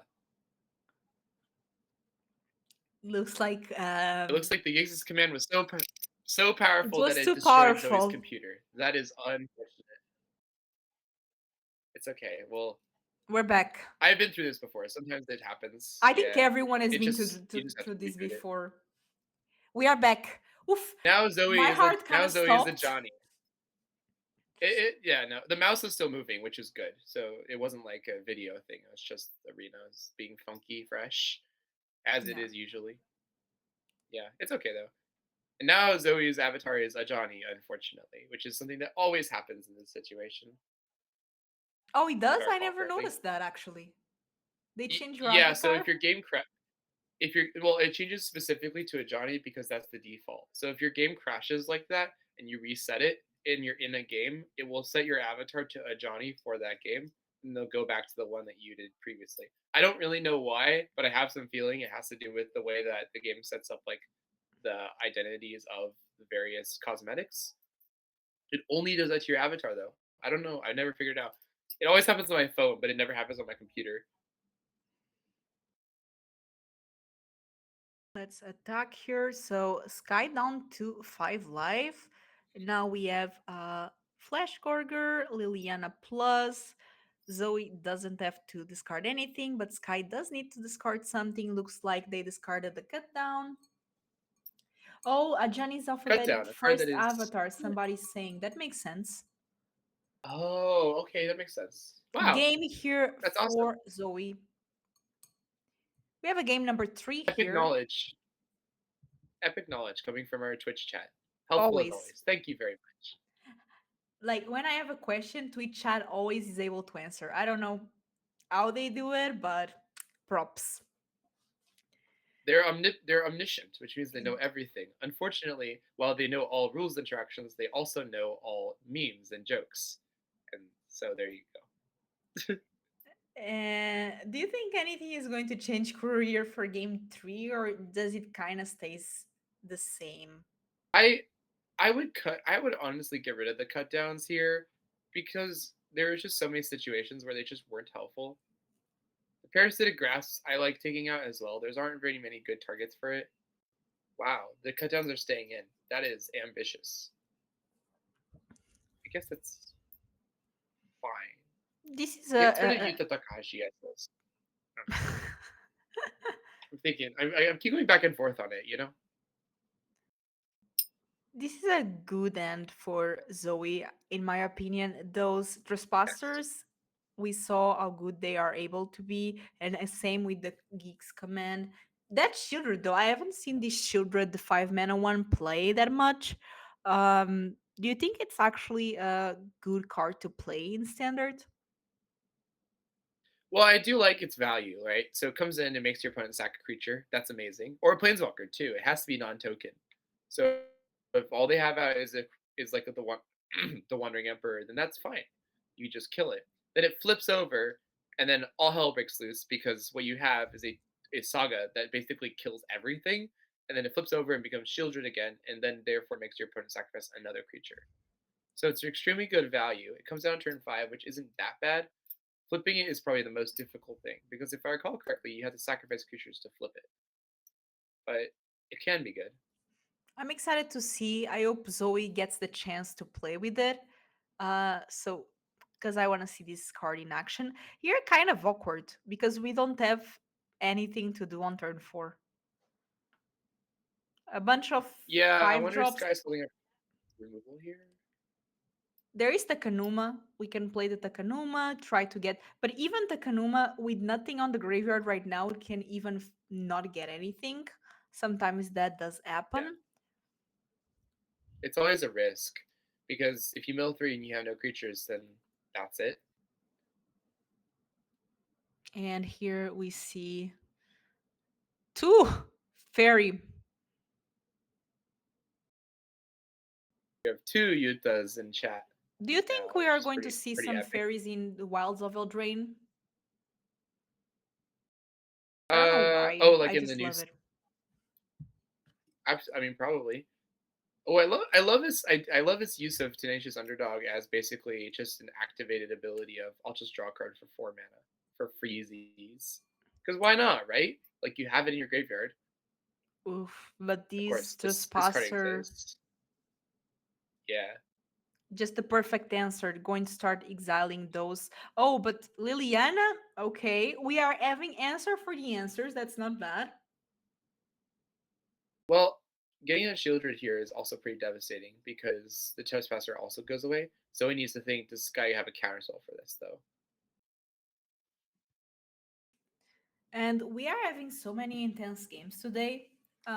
Sometimes we have games that are super fast because some player gets flooded or screwed, but I don't think that really happened here today so far. Here it is. This is the tense moment.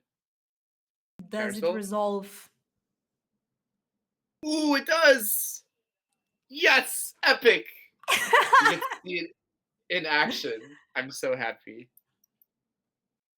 I mean, not Probably that good for Sky is Sky, not very happy unfortunately. about it, but No. That's true. Sky's probably not very happy about. But I will say this is very cool to see the Shieldred come on the table. I really want it to flip, but I don't think it's going to. It's just a big dumb 4/5. does Sky have any removal? Oh, Maybe not. oh my god.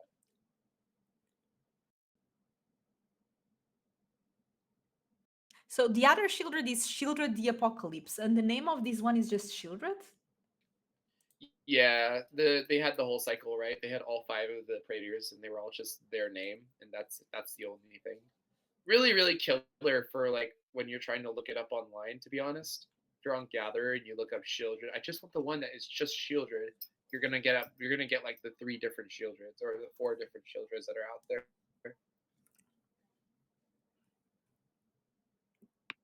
Such intense games. Two graveyard trespassers. I'm sure Zoe doesn't want night to the day to flip to night. Liliana able to take care of one of the threats, but not both. I Two wonder gigs. if night. I don't know if knife flipping would be that bad because they turn into 4/4s, which isn't that great of a change. But it is pressure, I suppose, so I can see it. But you know what? Like the good thing about Liliana and Geeks Command is they both make sacrifice, so you don't have to pay the ward cost. Exactly, and honestly, I was thinking, what if you give this command and just buff Shieldred and make it like a big dumb 6/7 with lifelink for a turn? Holding up Takenuma, I think, is probably what Zoe is thinking about. Because Shieldred is legendary, you have that option. And holding Shieldred not attacking to protect Liliana. Sky here playing another Also, land. Ooh, that's a big Flesh ooh, Gorger. but that gets sacrificed to Gix's command extremely easily. Yeah. Because Gix's command specifically says the highest power or the highest costing. I And forget and exactly, but either way, it doesn't matter which one it is because those both point to the Flesh Gorger. and Sky said, I like it, I want one too. And grabbed there a Flesh Gorger with the Takanuma. But here we might see, as you said, that Geeks command. If there was an advantage bar, it would be very heavy on Zoe's side. Do you agree? 70-30 on Zoe's side. Sky still has a flashback, a card to flashback and a card in the hand, but the card in the hand is going to go away to Liliana. So yeah, after this gets this command is cast, it's going to be a really big problem for Sky. A lot of the threats that they've had have been from Zoe's deck, so returning them with Gix's command is exactly a thing that can happen. Here, bringing back cards instead of pumping the Shieldred, playing it more on the defensive side uh, Yep. or less aggressive side, and just passing, I think. Yeah. Yeah, just play control, you know. Plus Liliana forever. Make sure they never have a hand, and kill their creatures if you need to. So we have Super here simple. Siphon inside, the flashback. We need something good on Sky side. They are not looking too good here in this situation. Cut down does take care of the Evolve Sleeper, but look at the amount of cards that Zoe has. This game is ending very soon Yeah, I would be really as a tempted to top simply deck. just. I would Another be really Sleeper, tempted another Underdog. to simply minus Liliana, but this works too. The Gix's command. Yeah, and So just whatever cre- this is too good. Woo! This is so good here. So much Pew! damage. Pew pew! There you go. Did this Shieldred kind Honestly, of win the game? What is ooh! this? Oh, another Shieldred. But you know This what? one just a bit too late. Yep. Well, I never saw I would Unfortunate. see two Shieldreds playing standard in both battlefields. I mean, if it was Shieldred the Apocalypse, I would believe it, but Shieldred, that's a first. Yeah. There you go. A first in the entire history of the universe. That is that is actually true. Fairy Ooh, Fairy Mastermind. Mastermind. Although I really like Yuta Takahashi here, it's not going to be enough because drawing that extra card, there's no way to block those menace creatures. It's just a big problem.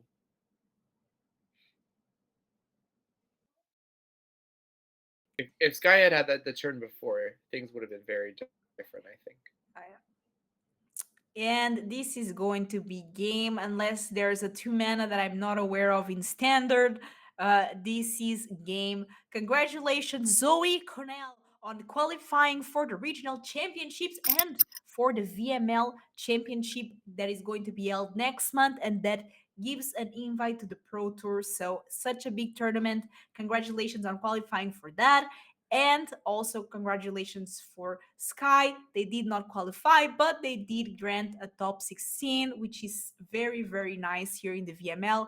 Don't forget, 128 players were here for season 10, and this is the top 16. So, very good on both sides.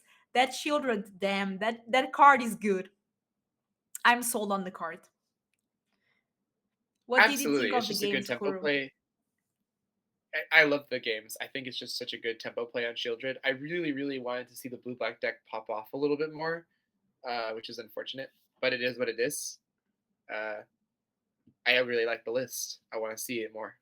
And Absolutely. I really like this fairy, the 2-1 fairy mastermind. And I was telling you, but I will say it again. I really hope they bring some fairies into Eldraine. Eldraine is like this mystical place. I feel like fairies would fit in very well. And I do want to build a fairy team deck that reminds me of the Vendilion Clique modern Dimir fairies time, Bitter Blossom style. If they reprint Bitter Oh, Blossom, I'll be the happiest person on earth. But um, great games I here. see. Bitter Blossom and Standard. That sounds fun. Maybe. We We have have Scrolls Hive. We have Scrolls Hive. Is that not good enough for you? that's You don't Bitter want Blossom Scrolls at Hive? home, kinda. Okay, that is true. You don't get to block. You don't get to have fairy things. Okay, let's take Cool. a look now at our last game of the night. The night is passing. We had a game that went 50 minutes. The games have been so grindy, but so much fun. We have here Amanda, and she was on Division 7, now on top 16 with Esper Control. So, kind of the list that we saw here, or anything that seems different to you, Kuro. I really like the use of Kaido. I really like the use of Vraska. This list clearly has more win conditions, which I think is fine. I'm always a fan of less win conditions, but it is what it is. There aren't any silver scrutinies here, which I think is very interesting. So there's less draw and there's more threats. We'll see how this pans out. And on the other side, Amanda has to try to defeat Dylan here, and she is on Division 12, or was on Division 12, playing Mono Black Aggro. So once again, here it is, the Mono Black Aggro, kind of similar to the list we saw in a bit. And is it the same matchup, or am I confused? What do you mean the same? Do you mean like the same deck Yeah, list? yeah, the same kind of. Because yeah, it's a very similar deck list. Although I don't see any Gix's commands and I don't see any Shieldreds. Just the normal 4 mana Shieldred, not the crazy 5 mana one.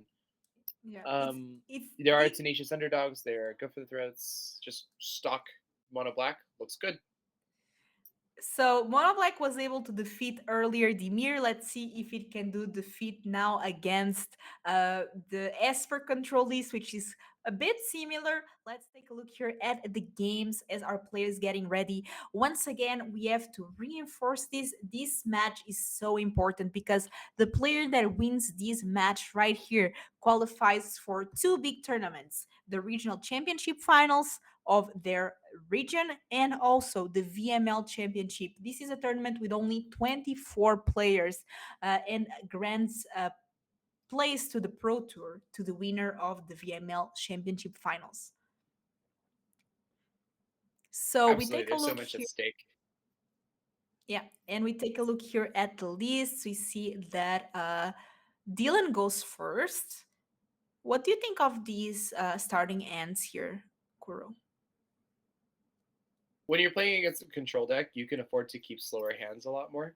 Dylan's hand with the Liliana and the Veil as the first play, I think, is actually perfectly adequate. But if you're able to get the Evolve Sleeper down and have it be unanswered, that is card draw that you can potentially have for the rest of the game. So that is also something very valuable. And that it is starting already with the Evolve Sleeper. On the other side, Amanda just playing Land Pass. Amanda's hand, in contrast, is particularly slow. I don't like it very much against Dylan's list because, especially on the play, or rather on the draw. Sorry, Amanda is on the draw. draw here, and the earliest thing she can do is Wandering Emperor. That's really rough. Yeah, and nothing to do this turn once again.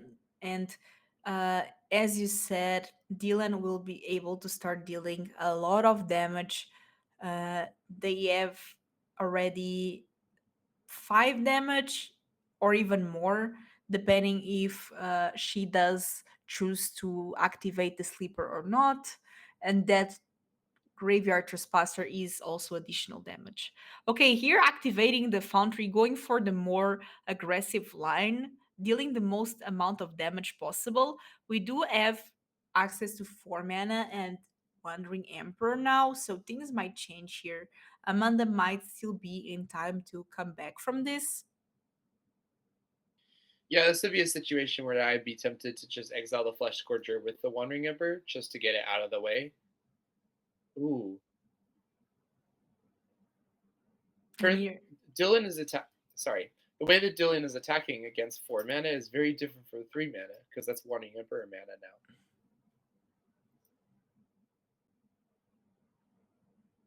and now, what do you think the Wandering Emperor might exile here? I would be tempted to get rid of the Foundry because although you go down to 5, you can Sunfall the turn after, and so that gets rid of all the creatures, and you don't have to deal with the man land anymore. That's extremely vital. And here Amanda going down to 5, but as you said, there's a Sunfall on the other side, and here Amanda can start getting rid of all these creatures, and just plus the Phew. Wandering Emperor. We might see Shieldred on the other side, and actually there's Obviously, a Void Rend on the other side to take care of it. yes, there is. So the Shieldred is dead. DED dead. Goodbye. Pew.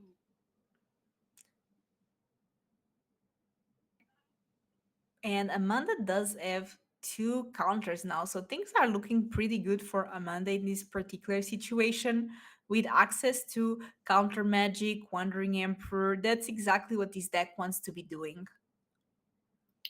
Yeah, the only issue is Amanda only has one blue source, so she can't cast Memory Deluge, and she can't hold up the Make Disappear right now. Right now, it's probably not a big deal, but not having those options available forces Amanda to make some otherwise difficult decisions, I guess. Yes, because Yeah, now this Graveyard Trespasser is going to start also draining some life, and Amanda is really low on yes. life, so that's definitely a concern.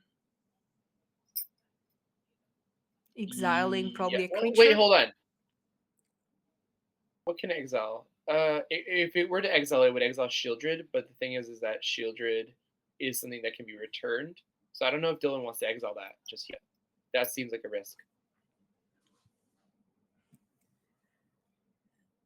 And looks like Amanda does have some options. One thing she can do, for example, might be wedding announcement and keeping a counter up, attacking with the vigilance I like that again. idea. I do like that idea a lot because Dylan is pretty much telegraphing that she doesn't really have very much else going on.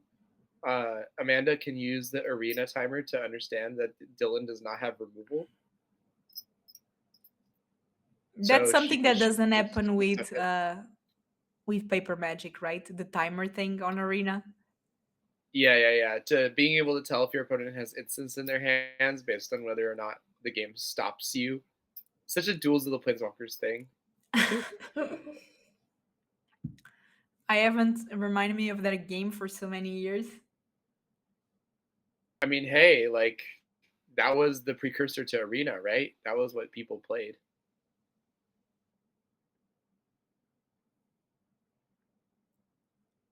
And we see here the Graveyard Trespasser attacking, going to exile something. Once again, looks like there's no creatures in the graveyard, so not being able to drain, which I'm sure Dylan here really wanted to do. And nothing much going on for Dylan except for that Liliana. And Liliana is a great card, but might not be enough here. What does Dylan need here to come back from this game, Kuro? Probably just a steady stream of black threats. like more shield druids. A Phyrexian sleeper would actually be pretty amazing because she can sink all of her mana into it and get that value, and it isn't even counterable by make disappear. Unfortunately, this cut down is not going to do it because although it can kill a token, that's all it's going to do is kill a token. But Amanda has literally 17 million tokens on the battlefield. 17 million. Sorry, did I say so? No, What that I was meant to just say is she funny. literally has four. She figuratively has 17 million. It feels like an endless stream because technically speaking, it is endless. With the Murex on the battlefield, she might as well be endless in That's this true. situation. And the And Wandering Emperor. and actually here Amanda doesn't even need to deal 21 damage, just needs to deal 9 more poisonous. That's true, but that's probably not what Amanda is planning right now, considering the Wandering Emperor tokens and the Sunfall token as well.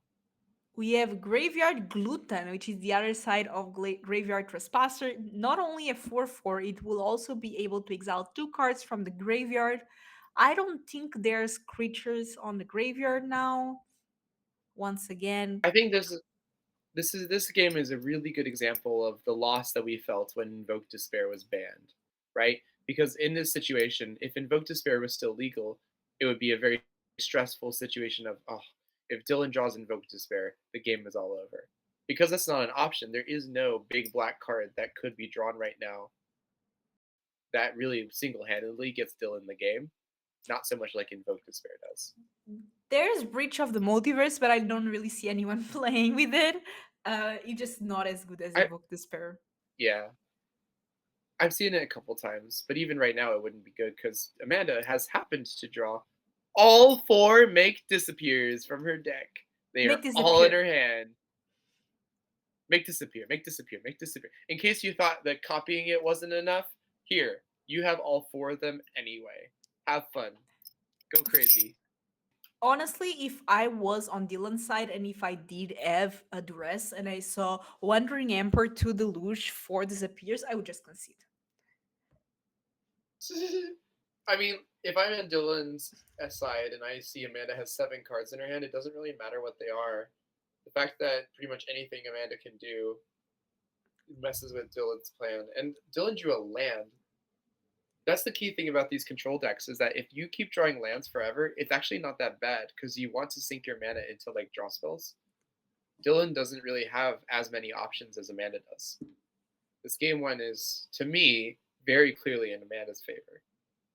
If the advantage bar was on, Oof. how favored would it be for Amanda? 90, 90 10. 90 10. 90 10. 95 5. 95 5. 95 5. 95 5. Because Dylan just does not have a way to deal those last 4 pieces of damage to Amanda's face. I do not Okay, the blame. last 3 pieces of damage. I mean, there's a way out is for Amanda to keep dealing damage with the pain lens because looks like now she's down to 3. It is true. If Amanda forgets that those are pain lands, then yes, she could die accidentally by trying to pay for a counterspell and actually, oops, you did not have enough blue for that. You die now. Congratulations. And we see here another land entering the battlefield. Amanda has access to a bunch of mana. Wandering Emperor, what is 17 million tokens, as you said? I mean, it's about to become 17 million and one with all those extra token producers, right? And how much power is that right now? It's 8, 11, 15 power on the battlefield. Yeah, not Amanda unfortunately is not very enough, clearly. but I mean, Amanda's doing just fine here. and look at that Dylan isn't poisonous even blocking. damage already at 4. All right, well, okay. You know what? I rescind my previous comment. This is in fact potentially a game where those poison counters could actually make a difference. So you know what? You got me there. That's on me. I think Amanda's seriously considering: do I exile my own creature to gain life? Because that is actually a possibility. If you don't want to die and you're about to lose the game, sometimes exiling your own token to gain 2 life points can be like can cinch victory. It's I rare, never but it's thought about possible. it, but you are correct, especially in situations that the opponent has something like Shieldred that is Yeah, applying some pressure with damage every turn. it tends to be more relevant against mono red if you have a lot of tokens and you have Mirix making tokens. You're like, well, they're shocking me next turn, and I'm at 2 life, so I better make sure I exile. I better make sure that I get 2 more life so that I'm not within like lightning strike range or anything like that. That memory delusion only so lands. She's not that bad, honestly, at this point. No, it's really Everything not. is good. Amanda needs Amanda needs those blue sources. Like she's really looking for that so that she doesn't accidentally like get pinged out because of those underground rivers. Yeah, and I'm not sure how much damage this is, but it looks like a lot.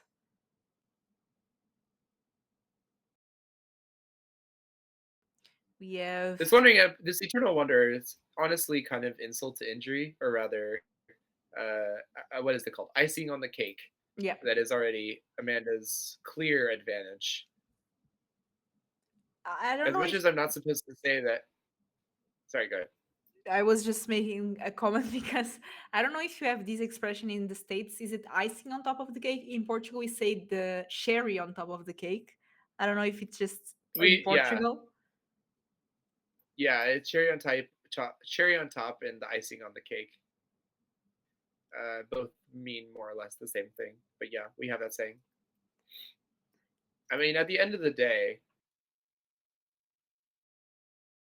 Amanda literally is discarding one of her 4 make disappears just to get rid of that werewolf for a turn. Just get it off the table, make the game end. We And move this on is to game it. two. We have a game two. -5 life.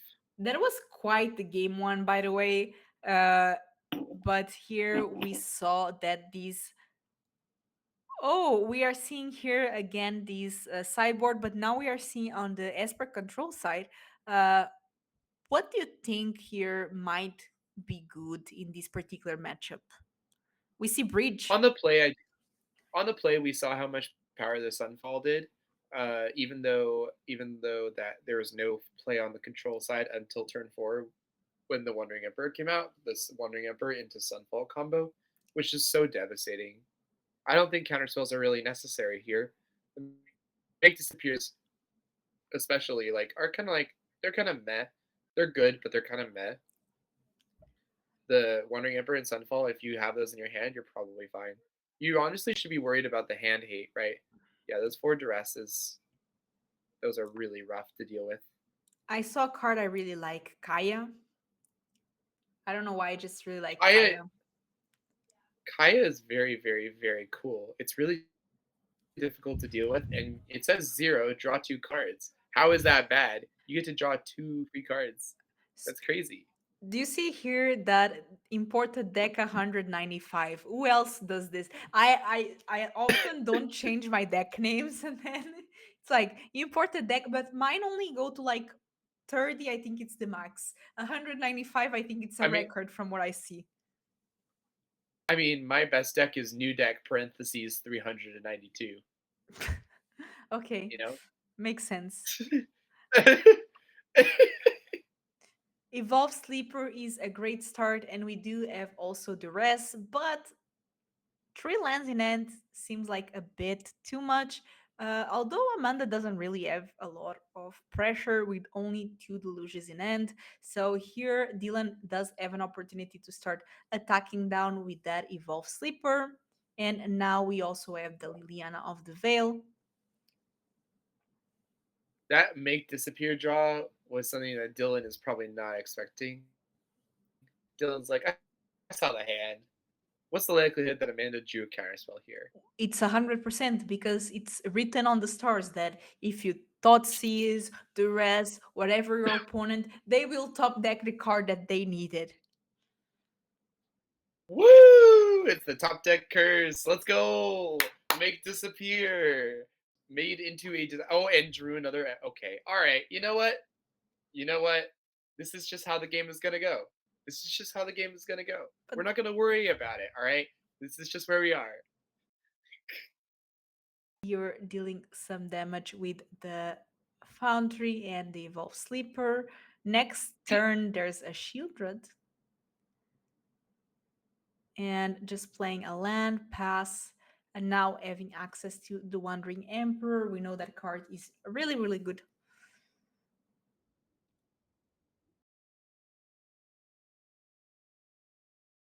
Now, does The Dylan real question, slam the Shieldred or not? That's the question. considering that Amanda has an amazing track record with top decking make disappears, I would probably not. Oof, but here Oh, the the sleepers. punish. Oh no. Oh my. That Oh my hurts. god. That I is a would mega hurt moment. Yeah.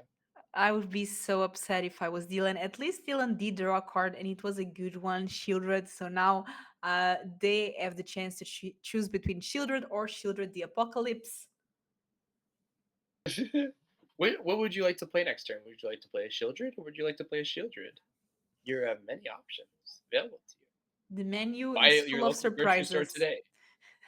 Buy it at your local restaurant is what I mean to say because of the menu analogy.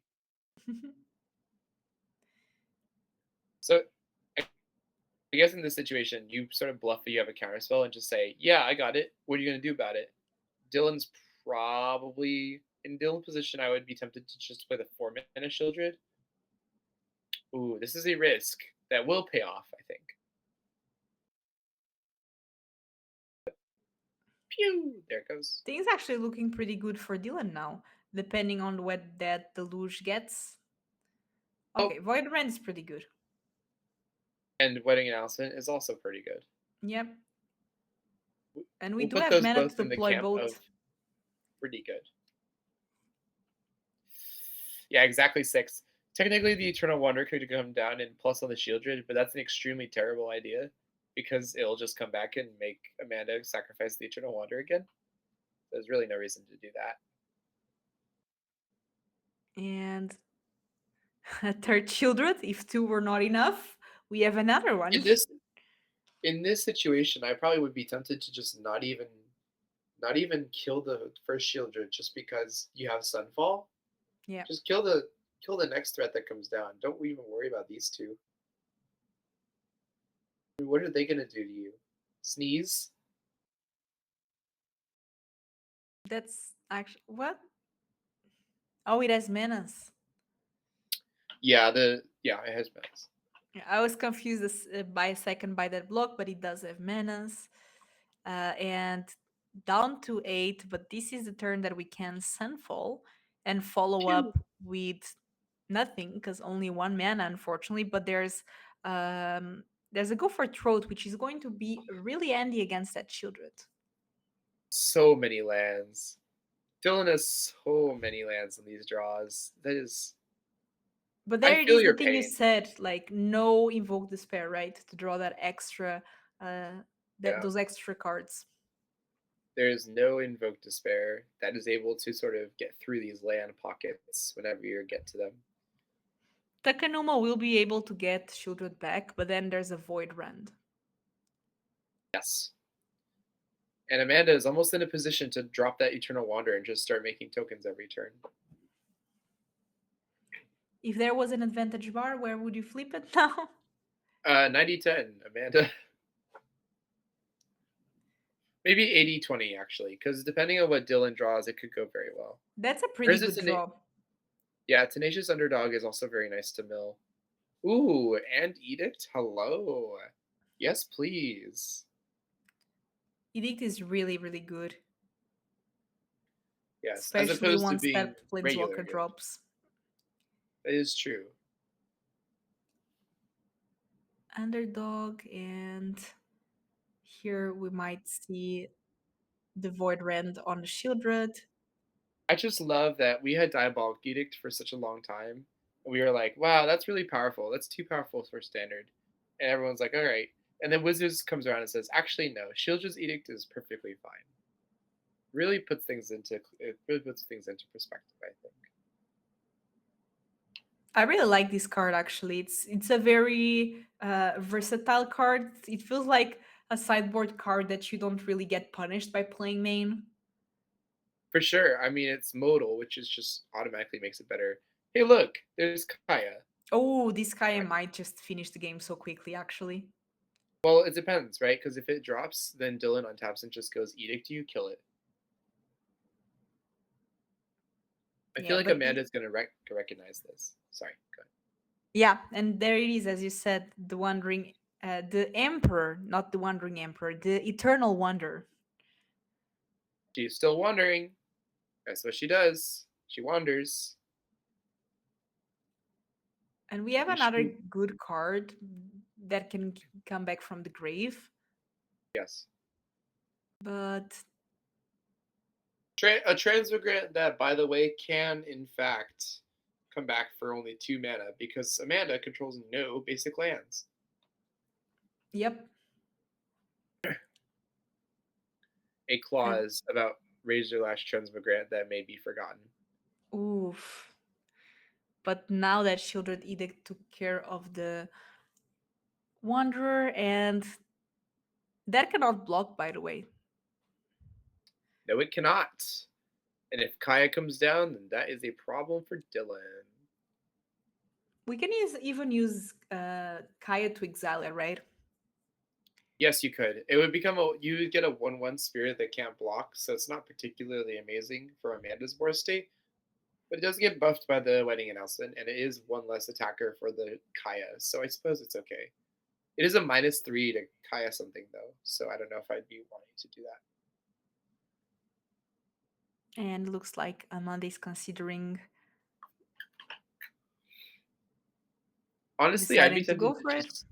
I'd be tempted to just plus because a full attack here is 8 damage, which takes Dylan to 7. So you're threatening to kill them with Kaya if they don't do anything about it. And we see here Amanda really careful with the attackers. Yes. The thing is that even if Dylan plays Shieldred, then that Kaya can just minus again on Shieldred. Yeah, this Kaya is extremely rough for the mono black deck. The only real bad target for it is the Flesh Scourger, just because you have to pay so much life to get it. But now Kaya says, okay, I'll just zero and draw 2 cards for freezies. It's Yeah, like, oh well, that you can sucks. also gain life. Yes.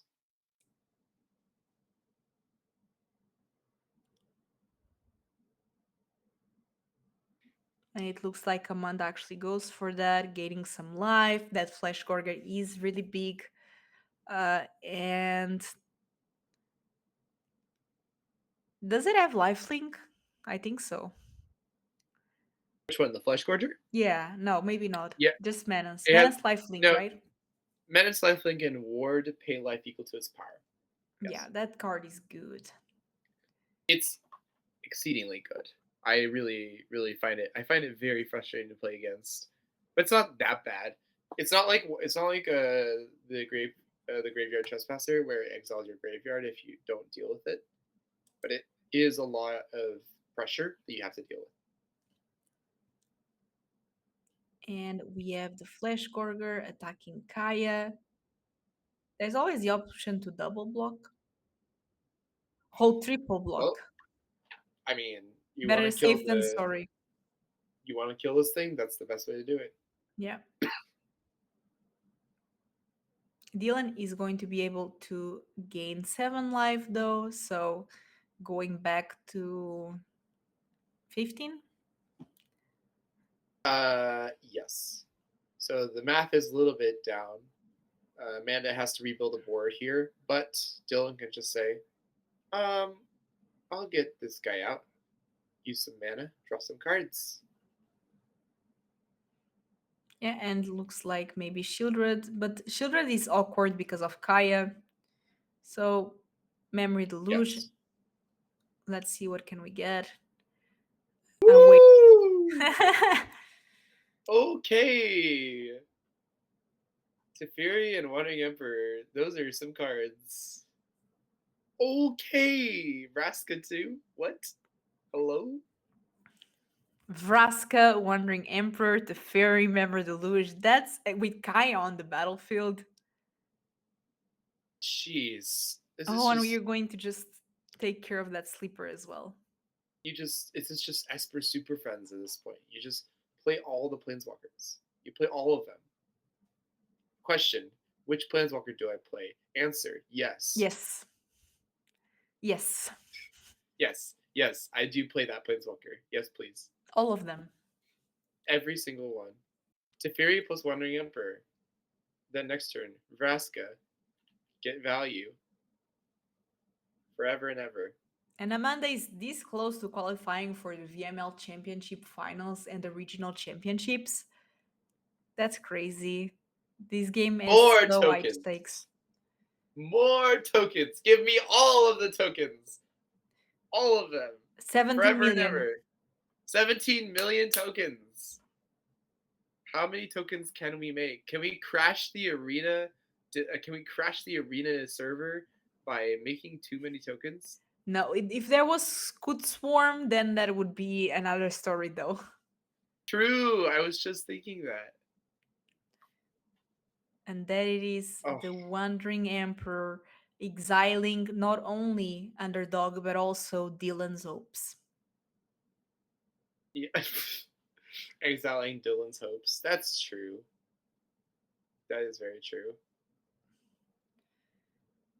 I mean, look at that 3-3 that is going to become so big. And we see There here you go. Dylan conceding. Congratulations to Amanda on making it to top 8 and to the VML Championship Finals, which is going to be held next month. Once again, that tournament does get an invite to the Pro Tour to the winners, so that's huge. And only 24 players are going to be playing in that one, and also qualifying to the regional championships. By the way, my light is starting to get lighter because it's starting to get day where I live. It's like night bound, day bound. So these players casted too many spells, and now it's day bound. Uh, what did you think of the matches for today, Kuro? Oh, they were all absolutely fantastic. I think we got a really good representation of what standard looks like right now. It's unfortunate that we're not seeing as much red, but other than that, it's looking good.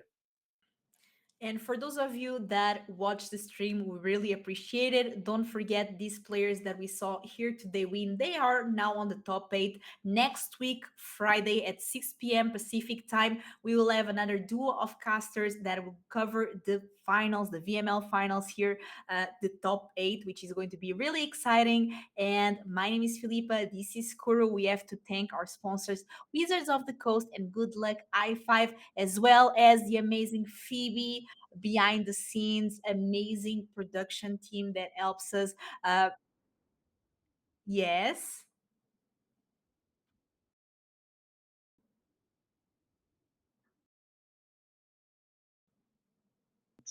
Oh, okay. Yes.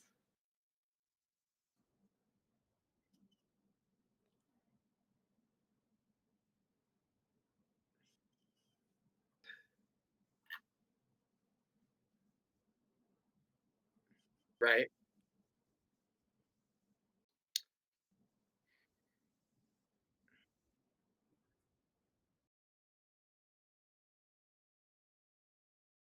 I I can hear you I all, but in the can. chat, Oh, the chat can't hear you.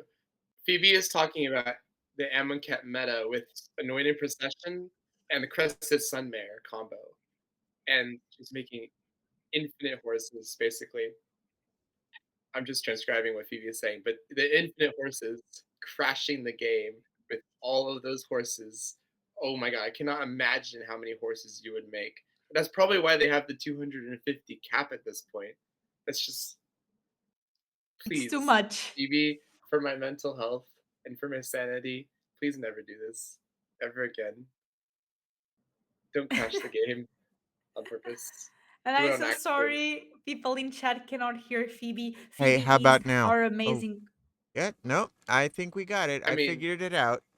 Yep, yep, nope, I'm actually coming through now because, yeah. Horses that give other horses indestructible. yes. And then Helm of the Host, because Dominaria was about that at point. Why would you do this? Because I'm me, Because Oh why my not? god. and I like breaking things. This is Like, why I like for Farewell as a example, card. the microphones. So, Nice. Phoebe, we would be nothing without you. no, you would just have a lot fewer horses. And I think that's going to be it for this week. Once again, I think I already thanked our sponsors. Good Luck High Five and Wizards of the Coast. Next week we have the top 8, and we thanked our players. Thank everyone that was on the stream today. Thank the viewers. Thanked Phoebe. I think I thanked everyone, or I hope so. If I didn't thank everyone, I'm sorry. I thank you too. And we will be back next week. And bye-bye. See you We later. thank our mod team too. So, thank you everybody, and good night. See you later. Phoebe, you're now